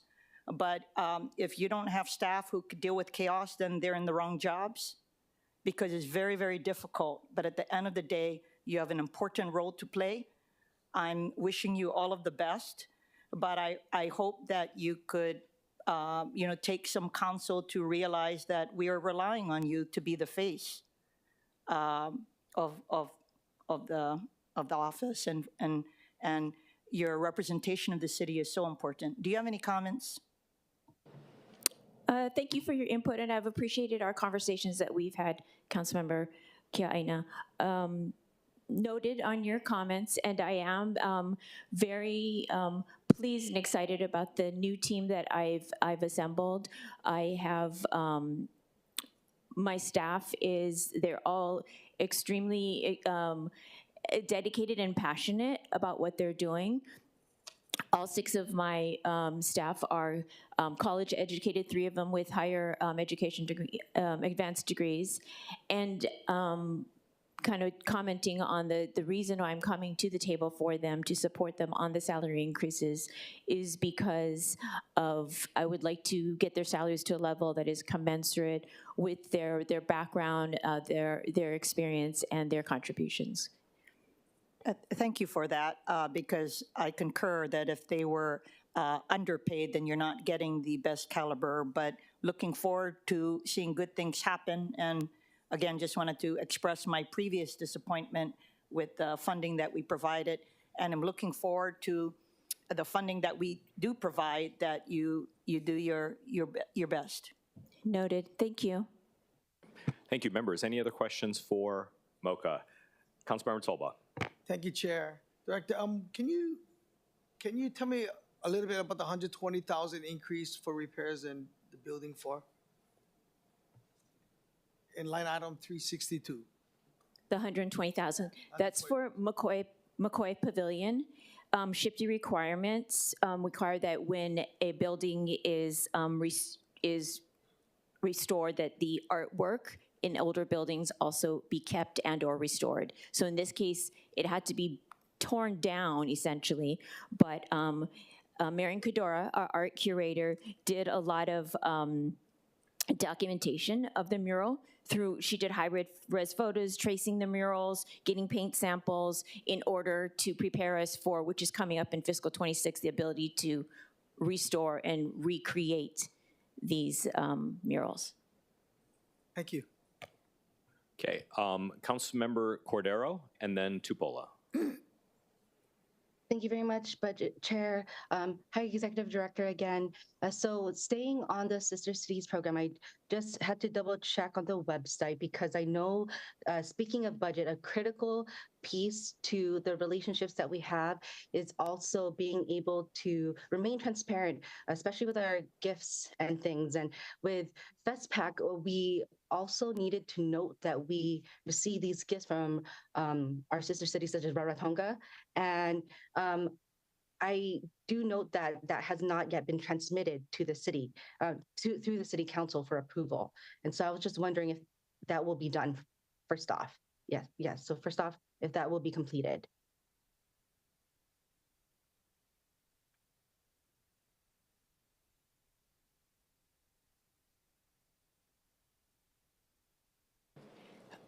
Thank you for that, Councilmember Cordero. We actually are not aware or not sure of the procedure for that, so that was not something that was on our radar, but we will check into it and get back to you. I think for some of these things, we can also get these in writing after the fact. So if, for the departments, if there's information that you'd rather provide in writing to us, we will be compiling all the questions and providing a list of questions for all of you. Councilmember Cordero, anything else? Yes, and I also want to follow up because the way that we are spending through the many different events that represents the city is our strategic plan, and I would like to hear about that. And then I do have another process question as it relates to something that can make money for the city as well. But so first off, strategic plan, especially as it relates to just strategic plan, because the last one you presented to us was its first reiteration. So I have been working directly with the mayor on a strategic plan, and most recently I have shared with most of the council members here the kind of a summary and highlights of what we're currently doing with MoCA and our vision of where we're going from there. Okay, thank you. And my next question is, my last question is, as you know, I have a bill relating to city sponsorships. And with that, I do have a question about the city and decisions for co-sponsoring events. And I know that you already know that I'll be asking about Hawaii Fest and as to how that process has moved forward. What the process would be for city sponsorships, because not only does it, are we just placing our name on an event, but we're also utilizing city resources that we may or may not get paid for. So for example, HPD, who, like if we were a sponsor, they would have been a sponsor and done it, had my district officers there. However, what we had was special duty officers, and they would have to be compensated for those services. So making those decisions and having all the different departments know about it is critical. So I was wondering what MoCA's role in city-sponsored events are. Thank you for that question. So when it comes to city sponsorships, MoCA's role is to receive the request from a nonprofit organization. And from there, we summarize the requests and send it out to the city departments asking for the costs of those in-kind services. Once we receive those costs, we put together a summary that we sent to the managing director's office of here is the program, here is the nonprofit, here's what their event is about, the details, and then here are the proposed in-kind services that we'd like to provide, including the costs. And then it's up to the managing director's office to approve that. And then from there, we let the nonprofit organization know what has been approved, and then we encourage them to work directly with the departments to facilitate the execution of their program. Okay, thank you. So when we do that, all of the departments that may or may not be reimbursed or compensated are informed. Is that correct? Yes, we send a memo to the department saying the following has been approved, and we include the costs on there. Okay, because I want to ensure that if HPD were to do something and they were expecting a particular payment, that they would be able to get that payment. And if they are expecting to sponsor an event and the city is a co-sponsor, that we expect, okay, we're not expecting any particular payment. So I just wanted to bring that up. I know we can talk about it more later, but I think that's something that I guess I think everyone involved needs to know about, and all the different agencies. Thank you. Thank you. Thank you. Okay, Councilmember Tupola. I'll make it short. Thank you. Just a little follow-up. I know we spoke about it, but I'll just say it publicly. And, in Hawaii County, they don't start any sister city relationships without a nonprofit local sponsor that's going to support it. I just don't think that this is sustainable moving forward.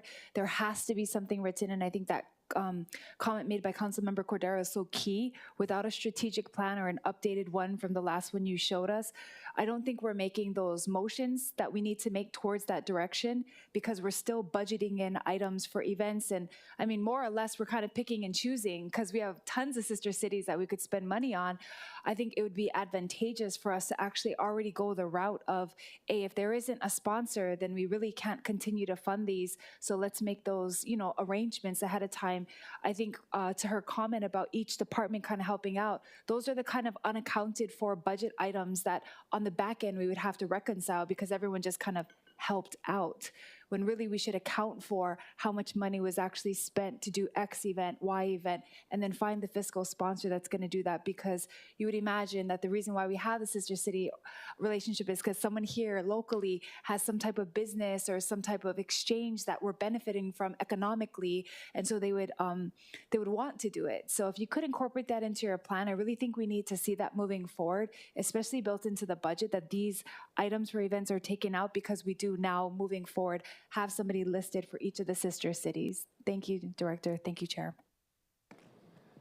Thank you, Councilwoman Tupola. Yes, I appreciate our conversation. I think we were on the same page in terms of how important it is for the Sister Cities program to have local community support.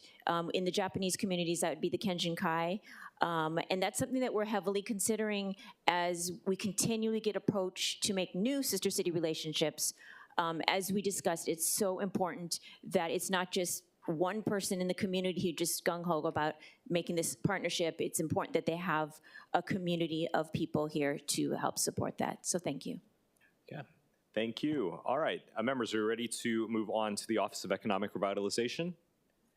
Okay, thank you, Director Trask O'Connell. And we now welcome up the Executive Director of the Office of Economic Revitalization for her slides.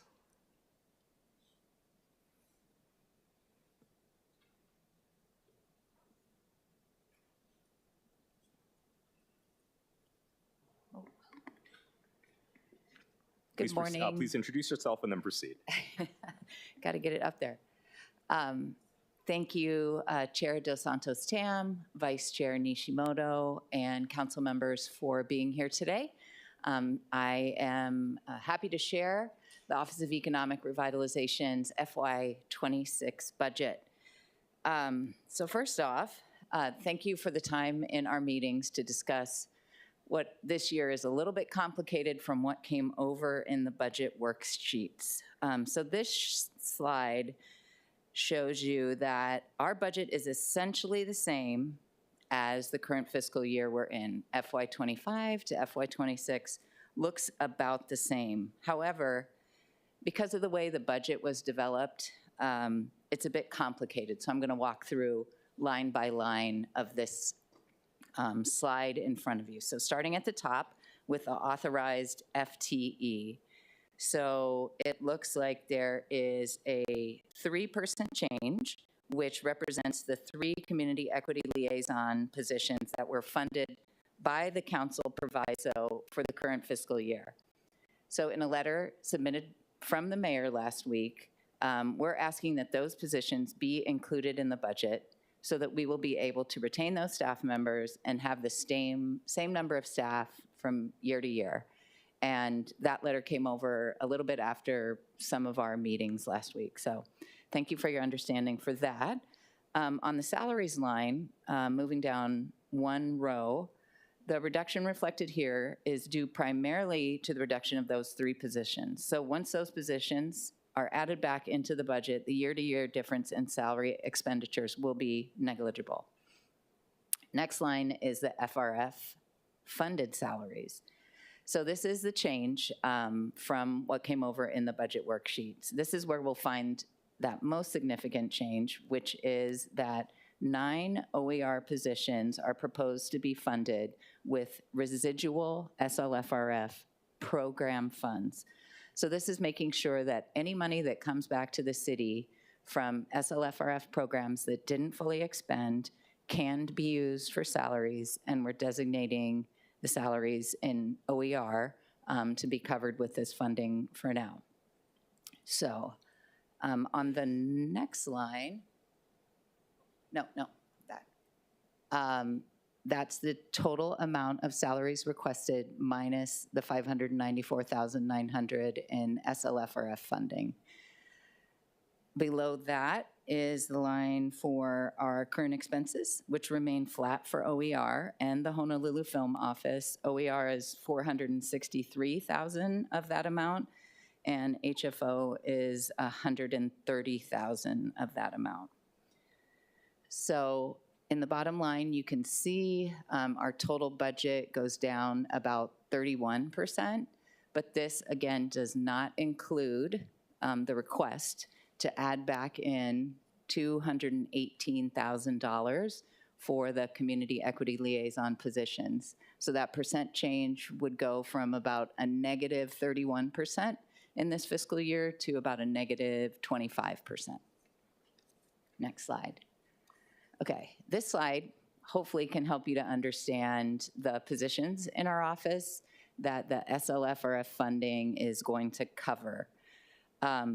So the 3 at the bottom are current positions in OER that have been funded for the last number of years through SLFRF, and we're proposing to continue funding those positions with SLFRF. The top 6 positions have been funded by general funds, but we are requesting that they be covered by SLFRF.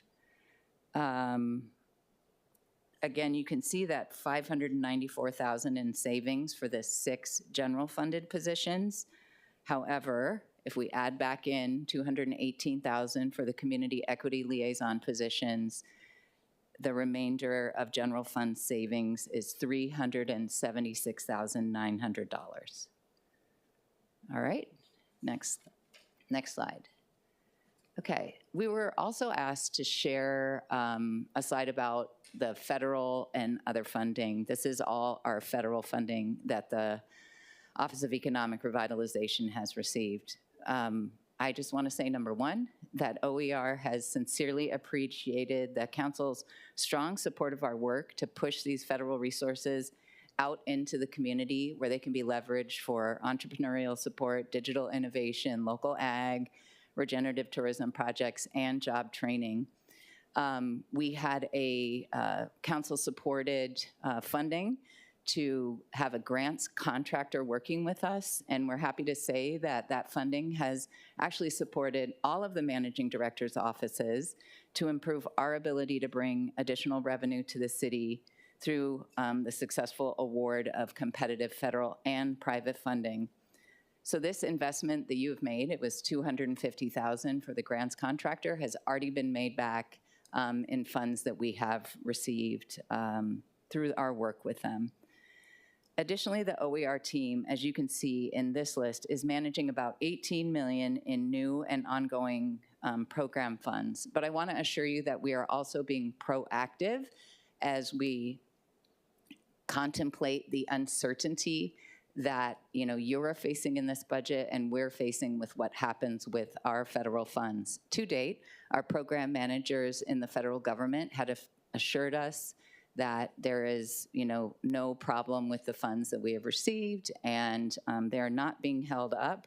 But I just want to note that we have, in the last week, applied for 3 privately funded grants to support technology programs. One is through the Dell Corporation to support technology career pathways to the city, and 2 are AARP grants, which could support kupuna, digital equity training, help them to maybe make some additional money on top of maybe what could be a fixed income that is falling short.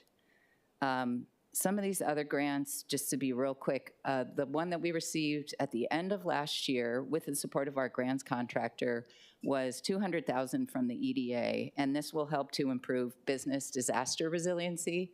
I think we're all well aware, whether it was the California wildfires, Maui wildfires, we need to support our businesses to be ready for whatever the disaster may be. Hopefully, it's nothing.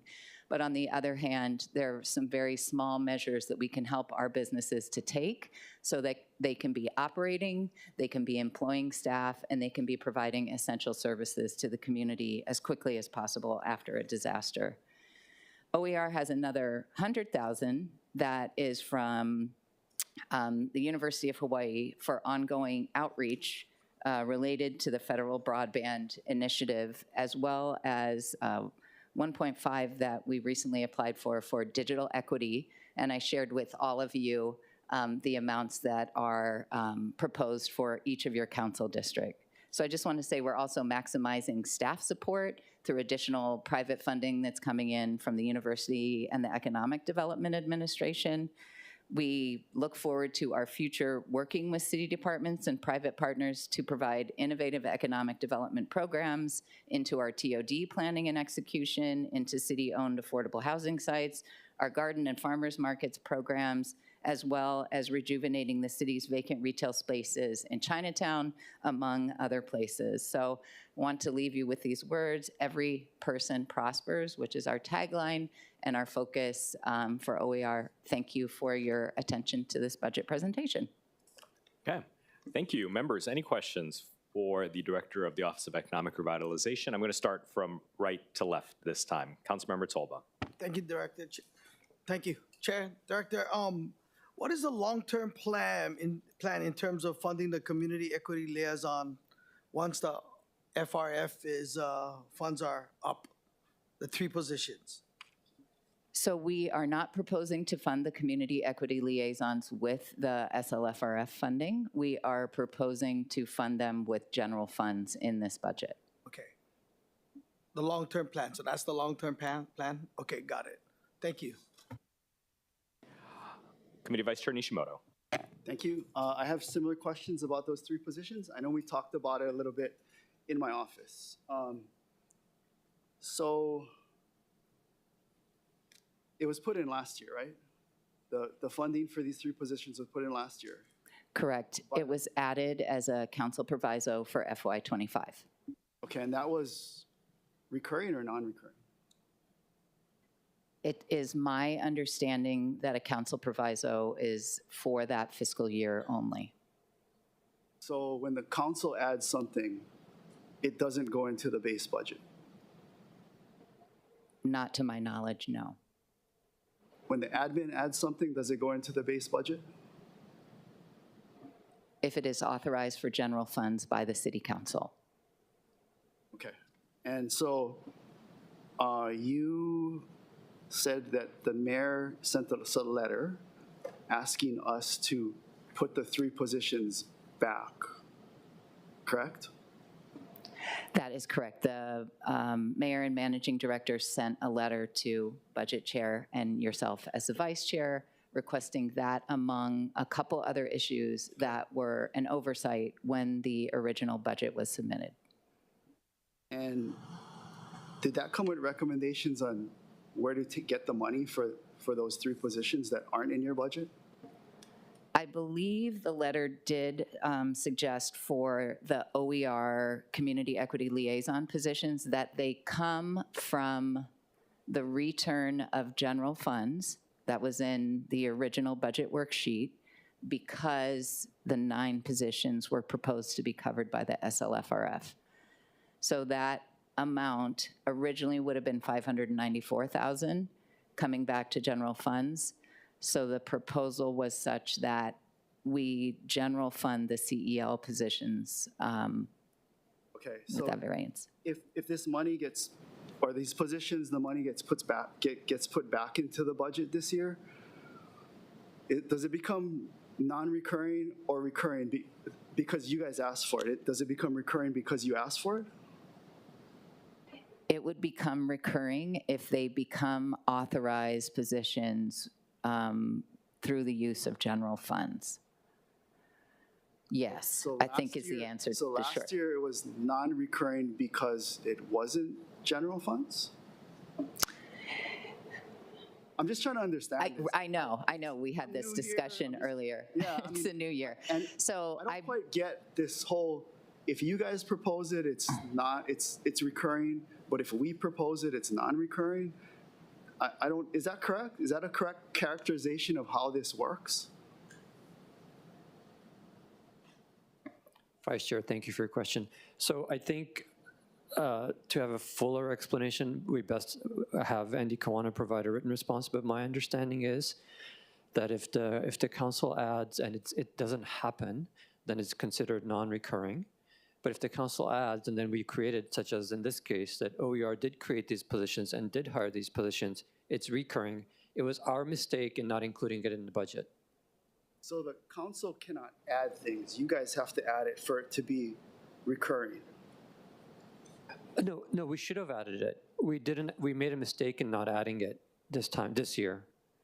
So it should have been added automatically as part of our budget. Okay, so it should have been in basically the base budget then. And you guys went in and cut the base budget with these 3 positions, correct? For these 3 positions before, because they were new, there was some sort of error somewhere in that process. Okay, so just for hypothetically speaking, let's say that you guys are asking for the 3 to be put back, right? Let's say we make it 6, right? So next year in the budget, is it 3 reoccurring and 3 non-recurring? That's a good question. Again, I'll defer to Andy, but my understanding is that if we were to go ahead and execute on those additional 3, meaning creating the positions, hiring, putting in contracts, then it would be part of our, what would come forward the following year. If we didn't, then it wouldn't. So we cannot create positions into the budget on our own then? Again, Vice Chair, for this one, I'd recommend speaking to Andy Kawana directly and getting those questions answered. Okay, well, he's here if he can come up and.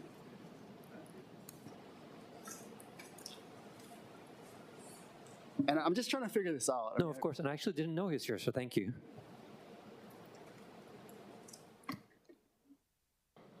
What I'll do is repeat the question Okay. and answer it. So the question was, when council members propose an ad, let's say for a position, Correct. and it's general funded, does it become an integral part of the budget? Yes. You know, so basically, if you view the budget now, would it end up the following year in current services, right? That column that's submitted Yes. by the Yes. by the administration and not an issue. So typically, what we do is, if we decide that the program should be maintained, working with council, we usually leave it in budget issues until we are sufficiently satisfied that the budget should be an ongoing item and part of regular recurring services. If I'm understanding this correct, so you guys make the decision whether it's recurring or non-recurring? It's not unilateral. We get input from council. Yeah, but you have the final decision. You make the decision whether it's. We will propose. We'll propose where we believe the service should be put, you know, in terms of whether it's in current services or whether it should be as an issue. I think if there is enough evidence that the program makes sense to be an ongoing program, it'll end up as a part of the submitted budget in time, put it that way. But by the council adding something, it doesn't automatically become part of. Not necessarily, yeah. So it's your decision whether to make it recurring, basically? At the end of the day, it's really council's decision. In terms of making it recurring in the city's budget, we may propose that it's not recurring, and it's a budget issue. Over time, if the program is supported by council and we get it into the budget, it becomes a part of the regular budget. Going back to my hypothetical, if we put in 6 positions for these community equity liaisons, next year, 3 would be recurring and 3 would be non-recurring, correct? So you put in 6. We put in the 3 that you guys are saying that you cut initially and now you put back. Right. And then we put 3 additional. Right. So what you just explained, 3 of them would become part of the base budget and 3 of them would be basically non-recurring from this year, correct? It's going to depend on what the extra 3 people do. If we are satisfied, you make that decision, not us. we propose. Yeah, we propose to you. You make that decision, not us. At the end of the day, council makes final decision. So we propose whether or not the item should be. Can we identify now that we want the 6 positions to be recurring and put it into the budget? You guys have the authority to do that once we finish the budget. Yeah.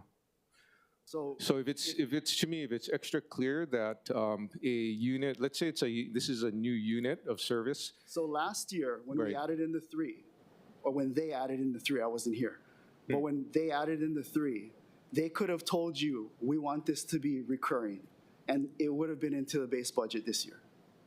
That's what I'm getting from you, correct? What I'll say is that if the council members say that, and we notice that the 3 added positions actually provide relevant service, actually provide a service, we will put it in there. But if we But you make the final decision in the end then. on the proposed budget, we don't adopt the budget. Council adopts the budget. We propose where we want to go, and after a while, let's say we keep proposing that these items are budget issues. To me, if council as a team determined that the 3 have to be in the budget, after a while, it's going to be in the budget. Because at the end of the day, council approves the budget. You all approve the budget. You adopt the budget. So, and I'm new to this, so I'm just trying to figure this out. I mean, so how many budgets would it take for the 3 positions to be? It's going to depend situation by situation, really. It'll depend. And, keep in mind that there's going to be, as I mentioned earlier, communication between the OIC agency, right, and the council member that introduce the service and positions. So there'll be discussions that are ongoing. So in time, at some point, it's going to be a part of the budget. If both parties are satisfied that there's actually a benefit to the public by adding the staff. And let me be clear, I support the 3 positions. It's just new to me that we would be adding 3 positions in the last budget and then talking about it now. That's different than what I'm used to. So, okay, thank you. Thank you. And these are good questions that'll come up, I'm sure, again, in the BFS presentation that's going to come up in the next block. Other questions for OER? We're going from this way. So Councilmember Wire, then Chair Waters, if any, and then Councilmember Kiana, and then Cordero, then Tupola. Thank you, Chair. And I'll be quick. And first, Director Quano, mahalo for that. I just wanted to better understand, because you're talking about deciding whether a particular position meets the need of the public. When in your mind does that analysis occur, and who's making that analysis? Initially, the mayor and managing director's office, with input from the department, the operating department in charge of the oversight. Okay. Of that unit, of those staff and whatnot. Yeah. Understood. Based on your understanding, who passes in the budget and appropriates funding? Council. Council, okay. And so I would just put forward to you that maybe your understanding should be adjusted. Because I think once, based on our division of powers under the charter, the decision to appropriate funding by this body in a budget that's turned into a budget ordinance is the analysis for whether it's this position or any activity, as Councilmember Tupolo was mentioning, right? That's the analysis point of something being what the community is entitled to during that budget, right? We're in charge of appropriating funding. And so just wanted to throw that out as we continue with conversations, right? Because I know that BFS is gonna be and continues to, fulfill your responsibility, which is super great right now. And so I'm grateful for that, right? Because I think you have a lot of weight to carry during these uncertain times. But just wanted to also flag that I'm always a little cautious or concerned if BFS is maybe slowing down procurement or sees its purpose as, preserving, kind of like we talked about earlier with the carryover or lapsing, whichever term we want to use. Just understanding that it really is a collaborative process. And so just want to caution against just falling back on standard policies or procedures, if that makes sense. We never intentionally not do something. It's based on priorities always, and our combination of two capacity. If we're doing our job right, and the agency in charge of a program is doing it right, we're communicating with council members. And like I said, every item that's added on a case-by-case basis over time will be determined if it becomes a part of the standing budget. A good example is, I'll just throw this out there, adding lifeguard stations. We've added a few, right, around the island for safety. Those ads are actually in the budget now. They're not a budget issue. We're not coming to a council member and saying, oops, let's add it in. They're in the budget. So it really depends on the situation and the benefit provided to the public. I understand that. And I just had a quick question for Director Asobai. And while she's coming up, just given that, Director Kwan, I'll just, again, mahalo the administration, the mayor, managing director, for sending the request to re-include these positions, because I think that is reflective of a shared appreciation, both for the city workers that are actually in these positions already, and also for the communities that they serve, and the advocates that put in time to secure these positions as well. Director Asobai, I just had one question, because I know we're trying to be concise. So all in all, like if all of your positions were general funded, that would be a few $1 million in total. And again, I don't understand the request. I'm sorry to put you on the spot. I try not to do math anymore.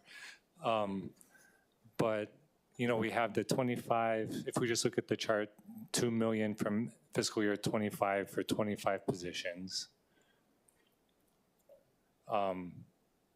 And I guess the only reason I'm asking is if we're looking at, what the actual FTEs are, and then we're looking at the slide with all of the funds coming into the city, approaching $20 million. It seems like a pretty minimum investment for a high return for services to the community. Once we get past the FRF funds. I don't know your thoughts, but that was just an observation I was having. Thank you for that observation. I think when you look across Hawaii's counties, you will see the other offices of economic development, especially Hawaii County, has about 10 more staff than the city and county of Honolulu's Office of Economic Development does. Maui and Kauai look a little bit more like our offices with higher budgets and smaller staff. They do a lot of community-focused grants that come from their general funds. For our budget, if we can get, hopefully next fiscal year, all of our positions authorized and general funded, That would be 27 total positions, including the 3 community equity liaisons that do their work supporting the immigrant community. Mahalo. Appreciate that. Thank you, Chair. Okay, Chair Waters. Thank you. Thank you, Director. You mentioned that the Big Island and Maui have larger offices and larger budgets. What's the main difference between Honolulu and those islands? You kind of mentioned that they give out grants. Could you expound on that and just tell us what else that the other islands do that we don't? So to be clear, Maui County and Kauai County are smaller than ours in staff. I was just talking to my counterpart on Kauai, but her budget is $4.3 million. So they do more in ag and innovation grants. That's kind of their focus. So business, innovation, and agriculture are where they're using some of those grant funds. Maui County, I haven't had as much contact with since the wildfires because they haven't joined our regular calls. But their office is smaller, and I did not get a report from them about their funding. Hawaii County, they currently include an office that's similar to the Office of Climate Change, Sustainability, and Resiliency within their Office of Economic Development. When we looked across the country and compared to like-sized cities like Denver, their Office of Economic Development is like 130, and that's because they have their Workforce Development Division within the Office of Economic Development. So there's lots of different configurations, and because I've got to know some of our counterparts, there's a lot of different ways that these offices are configured, but I think I just can't say how appreciative I am of you guys moving a lot of our pandemic relief funding into general funds. Those positions are bringing back dollars to the city that, because you funded our positions in general funds, are 100% going out to the community in economic development projects, programs, and initiatives. Thank you. So it's safe to say that it's not an apples-to-apples comparison between Honolulu and the neighbor islands, nor, for that matter, mainland similar departments. But, you know, the 4.3 million that you originally talked about, how much of that is actually towards grants? Do you know? And is that something that Honolulu should be looking at, giving out grants from your department? I will get back to you on that. Nalani Brune is my counterpart, and she shared that from her budget this year. I don't have more detail for you for today. I'd like to say that a lot of the work that we have done, when we receive those federal funds, they do go out to the community in grants. So all the pandemic relief has gone out that way. Additionally, our broadband funding that we will be receiving through the National Telecommunications and Information Administration will be going out to community-based organizations that can help us to provide digital equity training, cyber safety training, and hopefully put some hardware into our families' hands. Okay, thank you. Thank you, Chair. Okay. Councilmember Kiana. Thanks, Director. And I appreciate you following up on my concerns about Native Hawaiians. I think, you know, it's clear that you guys have outreach, but I was concerned and troubled when I asked about the community equity, and I felt that you didn't give me a satisfactory answer. And so I'm just assuming that you realize that it is not just limited to Pacific Islanders that are immigrants to Hawaii or through immigrant populations, correct? With regard to the 3 community equity positions? Correct. Okay. Okay, so thank you for that. And I did, of course, you know, with regard to, we also talked about the regenerative tourism. Would you have a problem if that position was moved to the Department of Enterprise Services? Well, I think I haven't thought about it till this very moment. And I think our relationship that we've built with the city's first ever regenerative tourism program manager with our community stakeholders is strong. I think that work will be stronger with a potential Oahu tourism strategic plan. And I do think, much like the community equity liaison position discussion being in OER, because we are connected to the managing director's office, Thank you for that answer. I'm not convinced about the regenerative tourism. Again, I don't know what is currently being done. I feel that it's supplementing what is already being done by others. And the reason I introduced the measure regarding a strategic plan for Oahu is so that we could give some teeth to the kuleana of what someone would do here. Because the focus should be on the city, not just to go to tourism events and work in partnership with others, because what are we getting out of that? I just don't see it. So I'm willing to explore it, but I need to let you know I am thinking about that. And I also think that the funding of the Oahu strategic plan may be better off at the Department of Enterprise Services, just because the department actually has a lot of tourism-related activities. But thank you for all of your good work in general on leading OER.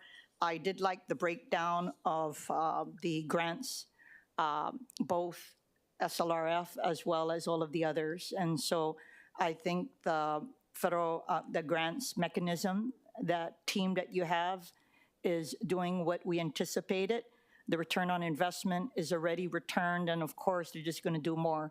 And I'm hoping that that's going to be the same for the DC lobbyists that will be in the managing director's office. And in the budget, I'm planning on strategically targeting certain agencies to build capacity, just as you have built capacity for OER, which in turn has built capacity for the city in general. So thank you so much.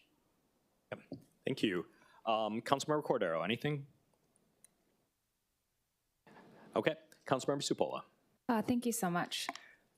Aloha, Director. A few things on this slide. When you say that you guys are down 31%, you put down the change as 836,520. And is this change directly related to the three positions? Because on the following slide, the 89, 83, and 113 don't add up to that. It's just like a $40,000 difference. Can you just explain to me exactly this change and then how it relates to the three salaries on the next page? Okay. A part of it is,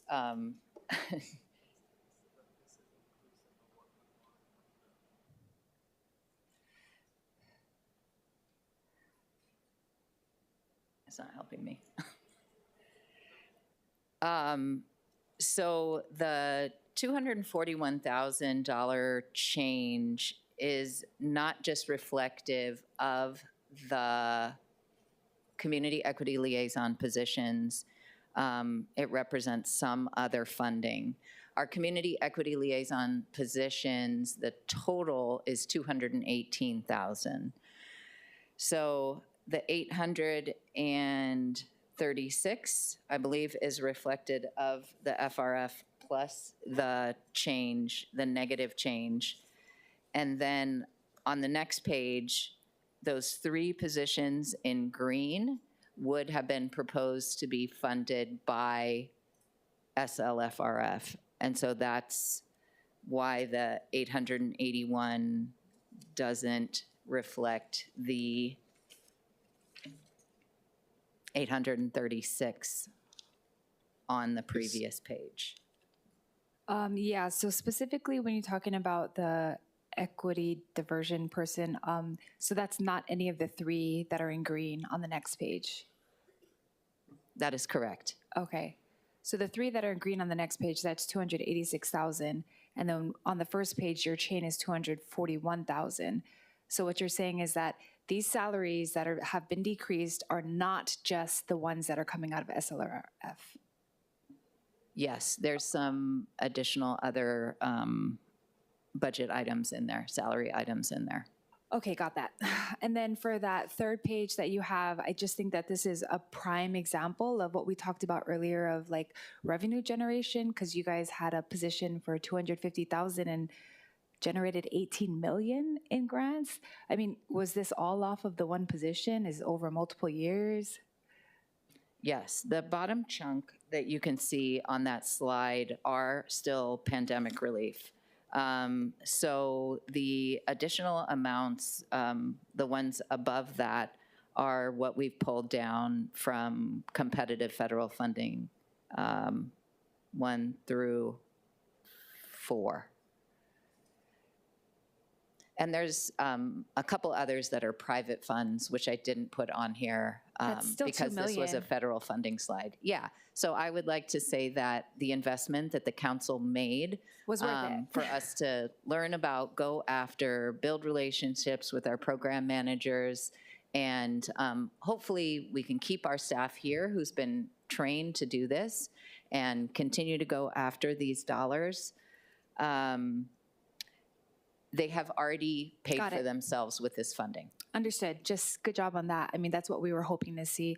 And then when you speak about Hawaii County, what department are you comparing yourself to exactly? I believe it's called they have an interesting name like ours. People don't like our name.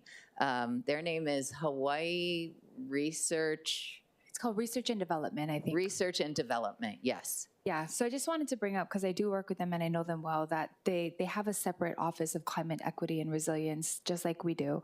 But I think the difference really, and back to kind of Councilmember Kiana's comment about focusing in on city stuff, is that they really do a lot of research using community feedback. So they research, in fact, for every meeting that they've had around different towns on their island, they have the notes, they have the video, they have the research from it.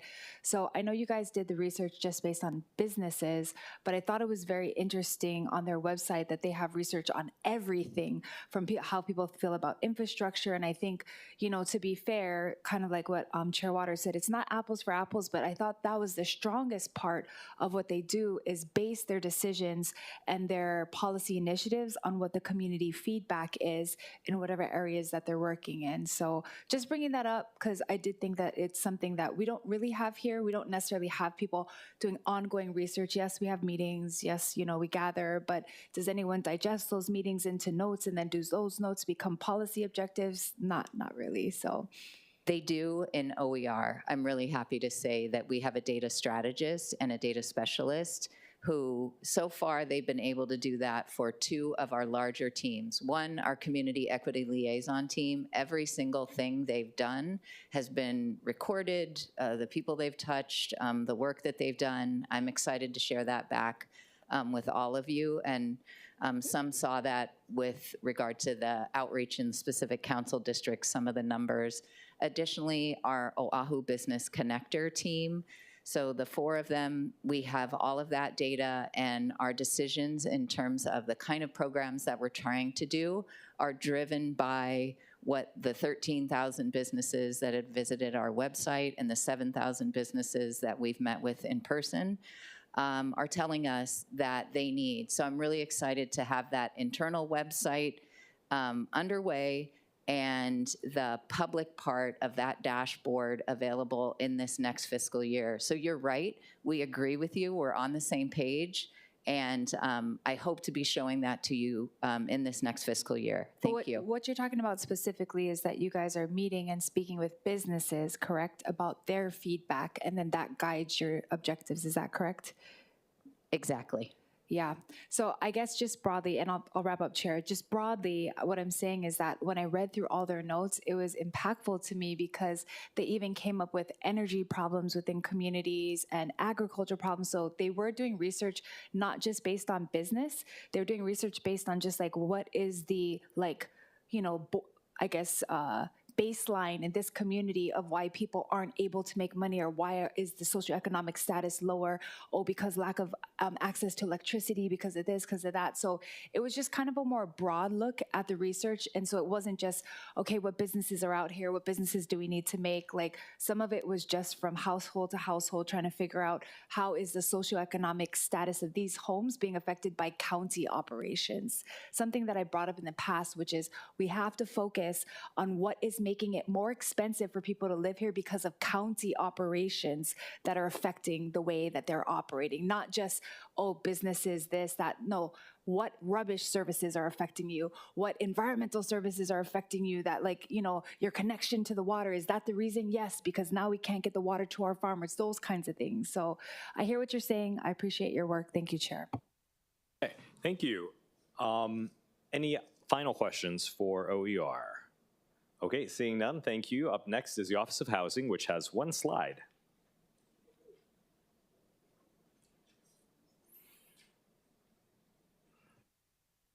Budget Chair, thank you. Krishna Jairam, Deputy Managing Director. So this slide is here for illustrative purposes. We did send a memo last week. This should have moved over with the Office of Housing and the Department of Land Management. That should have been a combined item. So we did check with Kevin Ogier and Kat Tashner. They did ask if this position, as well as the related funds, could be considered as part of the combined DLM Office of Housing budget. Thank you. Thank you. And specifically within DLM, in which division would this position go? The Housing Policy Division. Okay, thank you. Members, any questions? Chair Waters. So are you saying we should save our questions for DLM? Yes. Okay, no problem. I'm sure there will be many. Okay, last call for questions on Office of Housing. Vice Chair Wire. Thank you, Chair. Just briefly, Malo, Deputy Managing Director. I was just curious, so with the transition over, is there going to be someone in MDO's office that's kind of the point person for overarching city policy? I mean, would that be yourself or MD, or how do you envision? In terms of housing? Yeah, in terms of housing as the transition kind of materializes. Yeah, so in terms of housing, until the council makes a decision with respect to the resolution, the Office of Housing still exists, and it is still the Office of Housing, and that's the policy arm for housing within MDO. At such point as the council makes a decision maybe to combine them, then there will be a policy arm within that new Department of Housing and Land Management. Okay, and just to finish up on that, so do you envision them leading the overarching housing policy for the city and having the leeway to engage with different departments in the city at a higher level, if that makes sense? Yes, under the leadership of the mayor and the managing director. Okay, mahalo, thank you for that. Thank you, Chair. Okay, thank you. Any other questions about the one position Office of Housing? If not, we can pick it up in the discussion on DLM. Okay, thank you. Up next, OCCSR. And then after that, Neighborhood Commission, and then we will be taking a lunch break. In the meantime, Councilmember Cordero is going to hop off for just a few minutes, and then we'll welcome her back.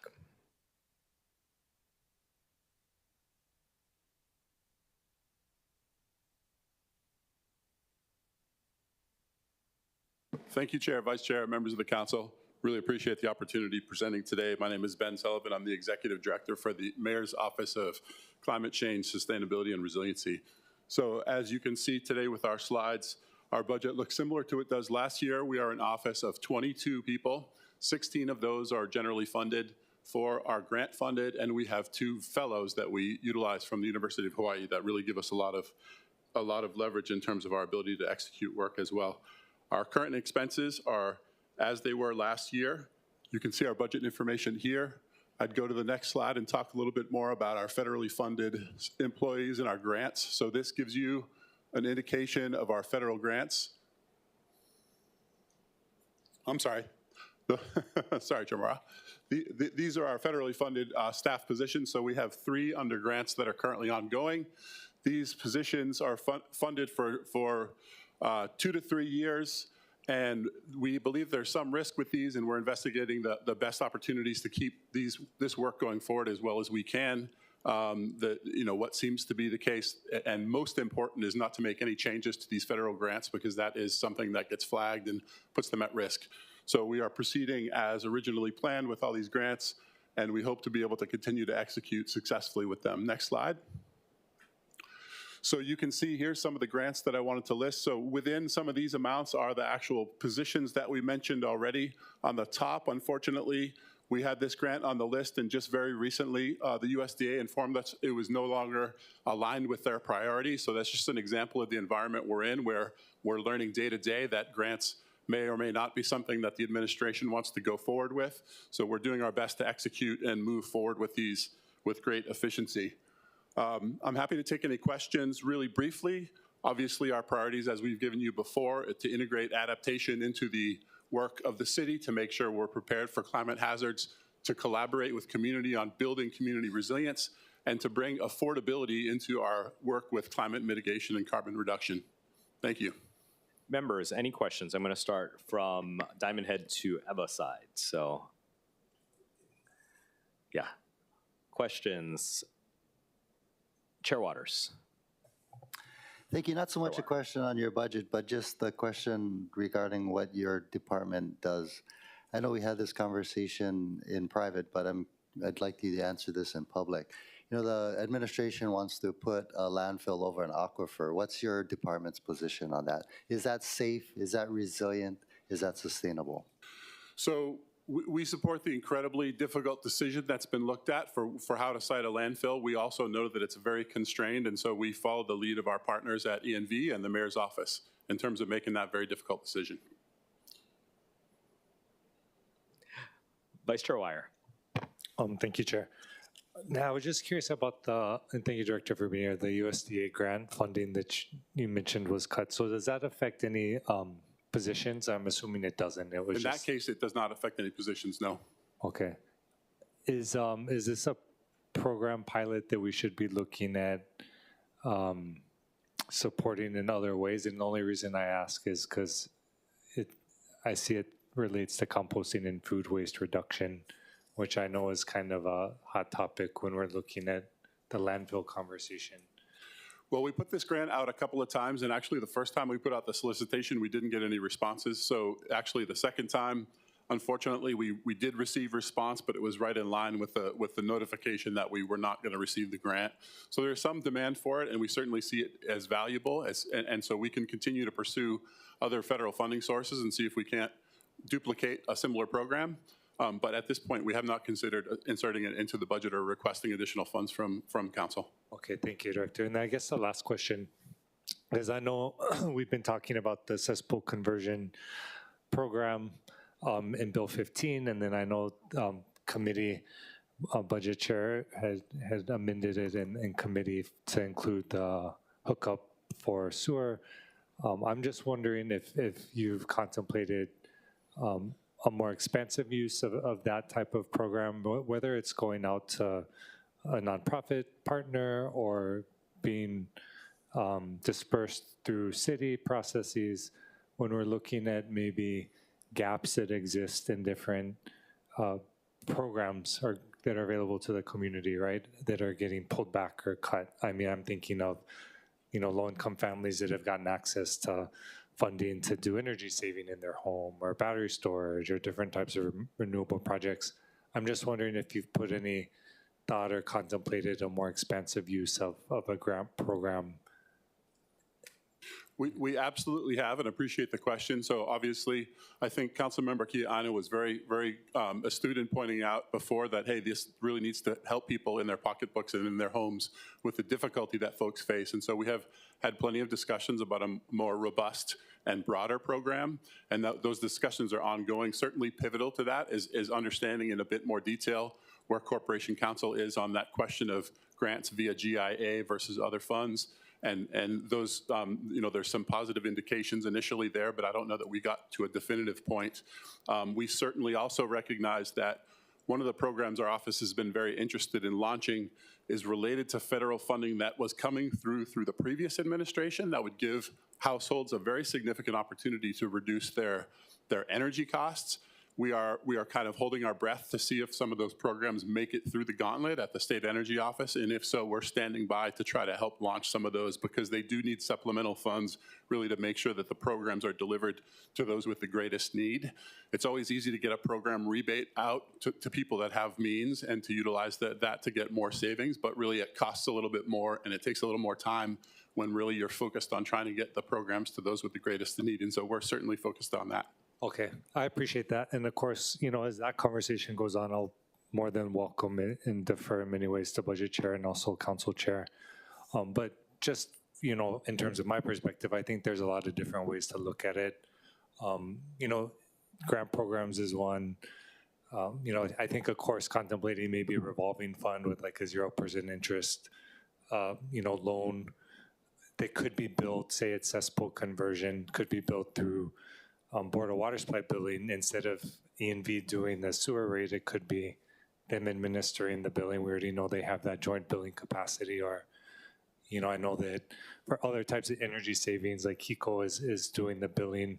So just wanted to throw out that, at least as, in terms of the discussion, I'm open to different ideas and I appreciate your insight. So mahalo. Thank you, sir. Yeah, really appreciate that. And we're tracking several other programs as well. As you probably know, there's a consideration for an amendment to the state program with regards to cesspools in particular. And we're always looking for partnerships. So thank you for that. Okay, mahalo, Chair. Okay. Councilmember Okimoto, Committee Vice Chair Nishimoto, Councilmember Tolba. Anything? Okay. Councilmember Kiaina. Thank you. I know you touched upon the 3 positions that are federally funded, and you're looking for alternative sources. Could you opine a little bit on your federal the federal grants that you receive? Are any of them impacted? And then with regard to your overall budget, I actually don't know what percentage of federal funding do you have. Do you anticipate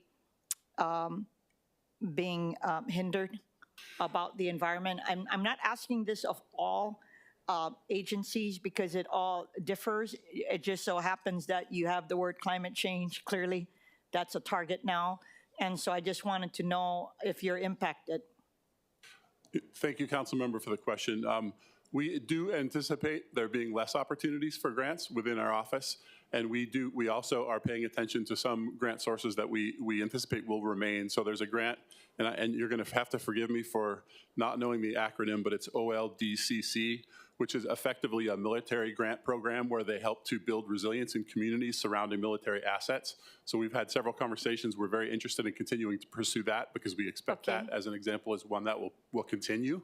Yeah, good to hear. And I know we have Parks and Rec, but you also clearly are looking after our natural resources too a little bit, yeah?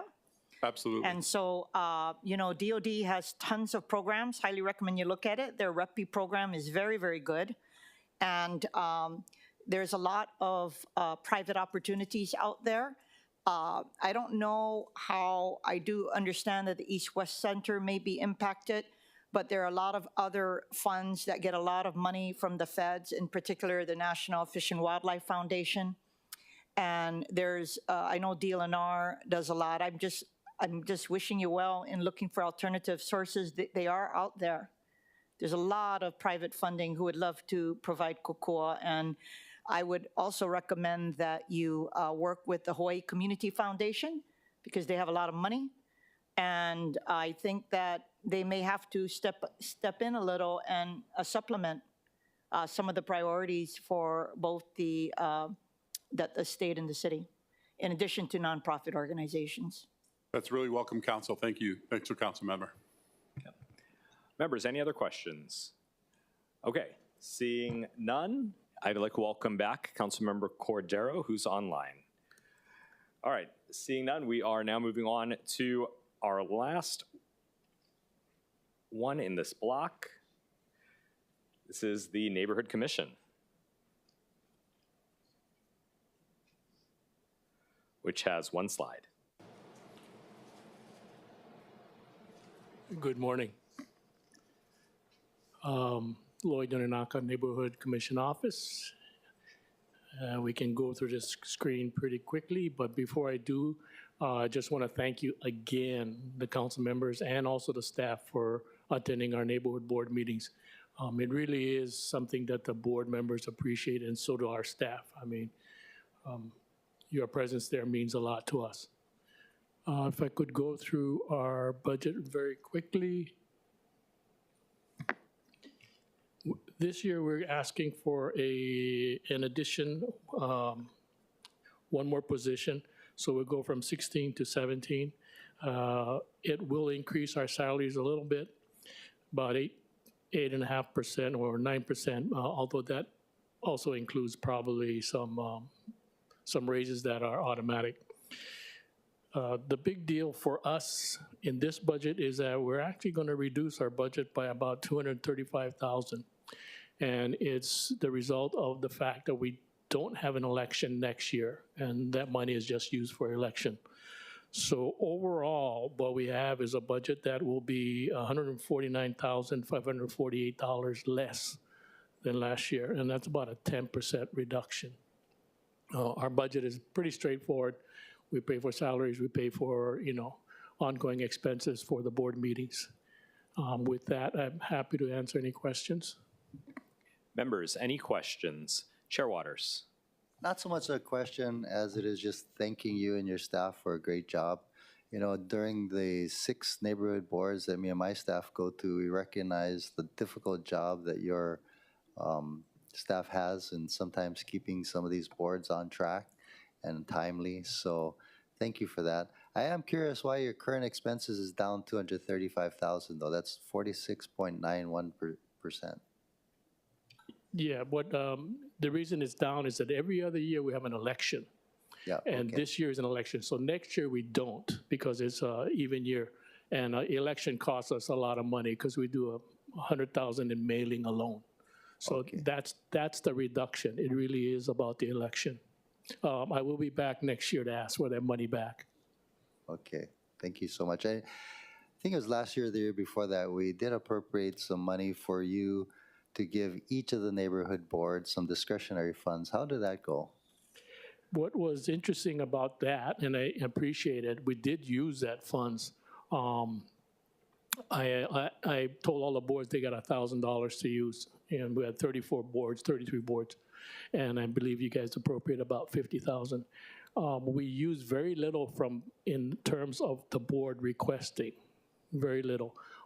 And I think it's just because it took a while for them to get into it. We did use all of the funds at some point, but it was really initiated on our end. And I can tell you that the outreach was really, in my opinion, a step forward for the boards. They participated in a lot more activities outside their normal stuff. We paid for a lot of entry fees for parades. And I can tell you, the boards had a blast going into parades and walking and actually interacting with the people along the parade route. We also helped them when they wanted to go out into the community. For instance, Kailua always has an I Love Kailua Day, and they have a big, the whole street gets shut down. We helped them pay for their booth. We also helped pay for a booth in a tent in Nanakuli. I think it was in Nanakuli, or maybe it was in Kapolei, but the West Side had an event there. So we did a lot of outreach. We also did a lot of outreach in terms of buying product for them. When they would go to these events, they would have pens to hand out. They would have little things to hand out. And I think it's interesting from my perspective because they didn't have a big idea, but they had all these little things that they wanted to do. And it just took them a while. But that money was very, very well spent because it went right into the community. It pushed the boards into the community. It let them get out and talk to the community members. And I think it was probably one of the best things we could do. Thank you, Chair. Okay, thank you. Councilmember Kiaina. Just comment. Just wanted to echo the same sentiments. So thank you guys for all the good work you do. I do believe that the return on investment for that $50,000 is tenfold. And, it's just beginning because I think that as they are trying to determine how important they are to the community and feel valued, it helps us, yeah? Because we need to work in tandem. So you got your team puts in long hours, and it's very much appreciated. Yes, just to echo on that, you know, the parade season really revolves around Christmas. You know, in fact, just to let you know, Salt Lake, I think, had a parade this year, first ever, I think. We did the Kailua parade, we did the one in Kaneohe, we did so many. And I can just tell you this, we bought so many candy canes to hand out. I think we broke the market on Oahu with candy canes, but it was great to be able to see the board members. We went to the Kalihi one, and I tell you what, the Kalihi one was fantastic because they already had their wagon, you know, with stuff, and they made some more stuff. Remember, it was crazy, but it was just good to see them out, and good to see them interactive. And you're right, it's the return is tenfold. Okay, members, any other questions? Okay, seeing none, we made it through the Office of the Mayor and Managing Director as well as all of the attached offices. What we're going to do right now is we are going to take a lunch break. We're going to come back at 12:35, if there's no objections.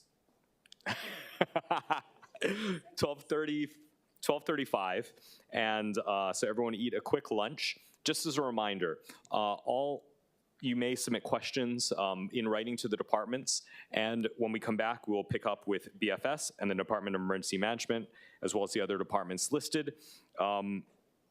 I appreciate all the questions. Please try to contain them to the department's operations. I also want to acknowledge Amy Agbayani, who's here in the audience, as well as Sandy Ma, both of whom, and Sandy Ma was online, both of whom submitted testimony in support of the 3 immigration equity liaison positions in OER. That was in writing. So thank you, everyone. We'll see you at 12:35.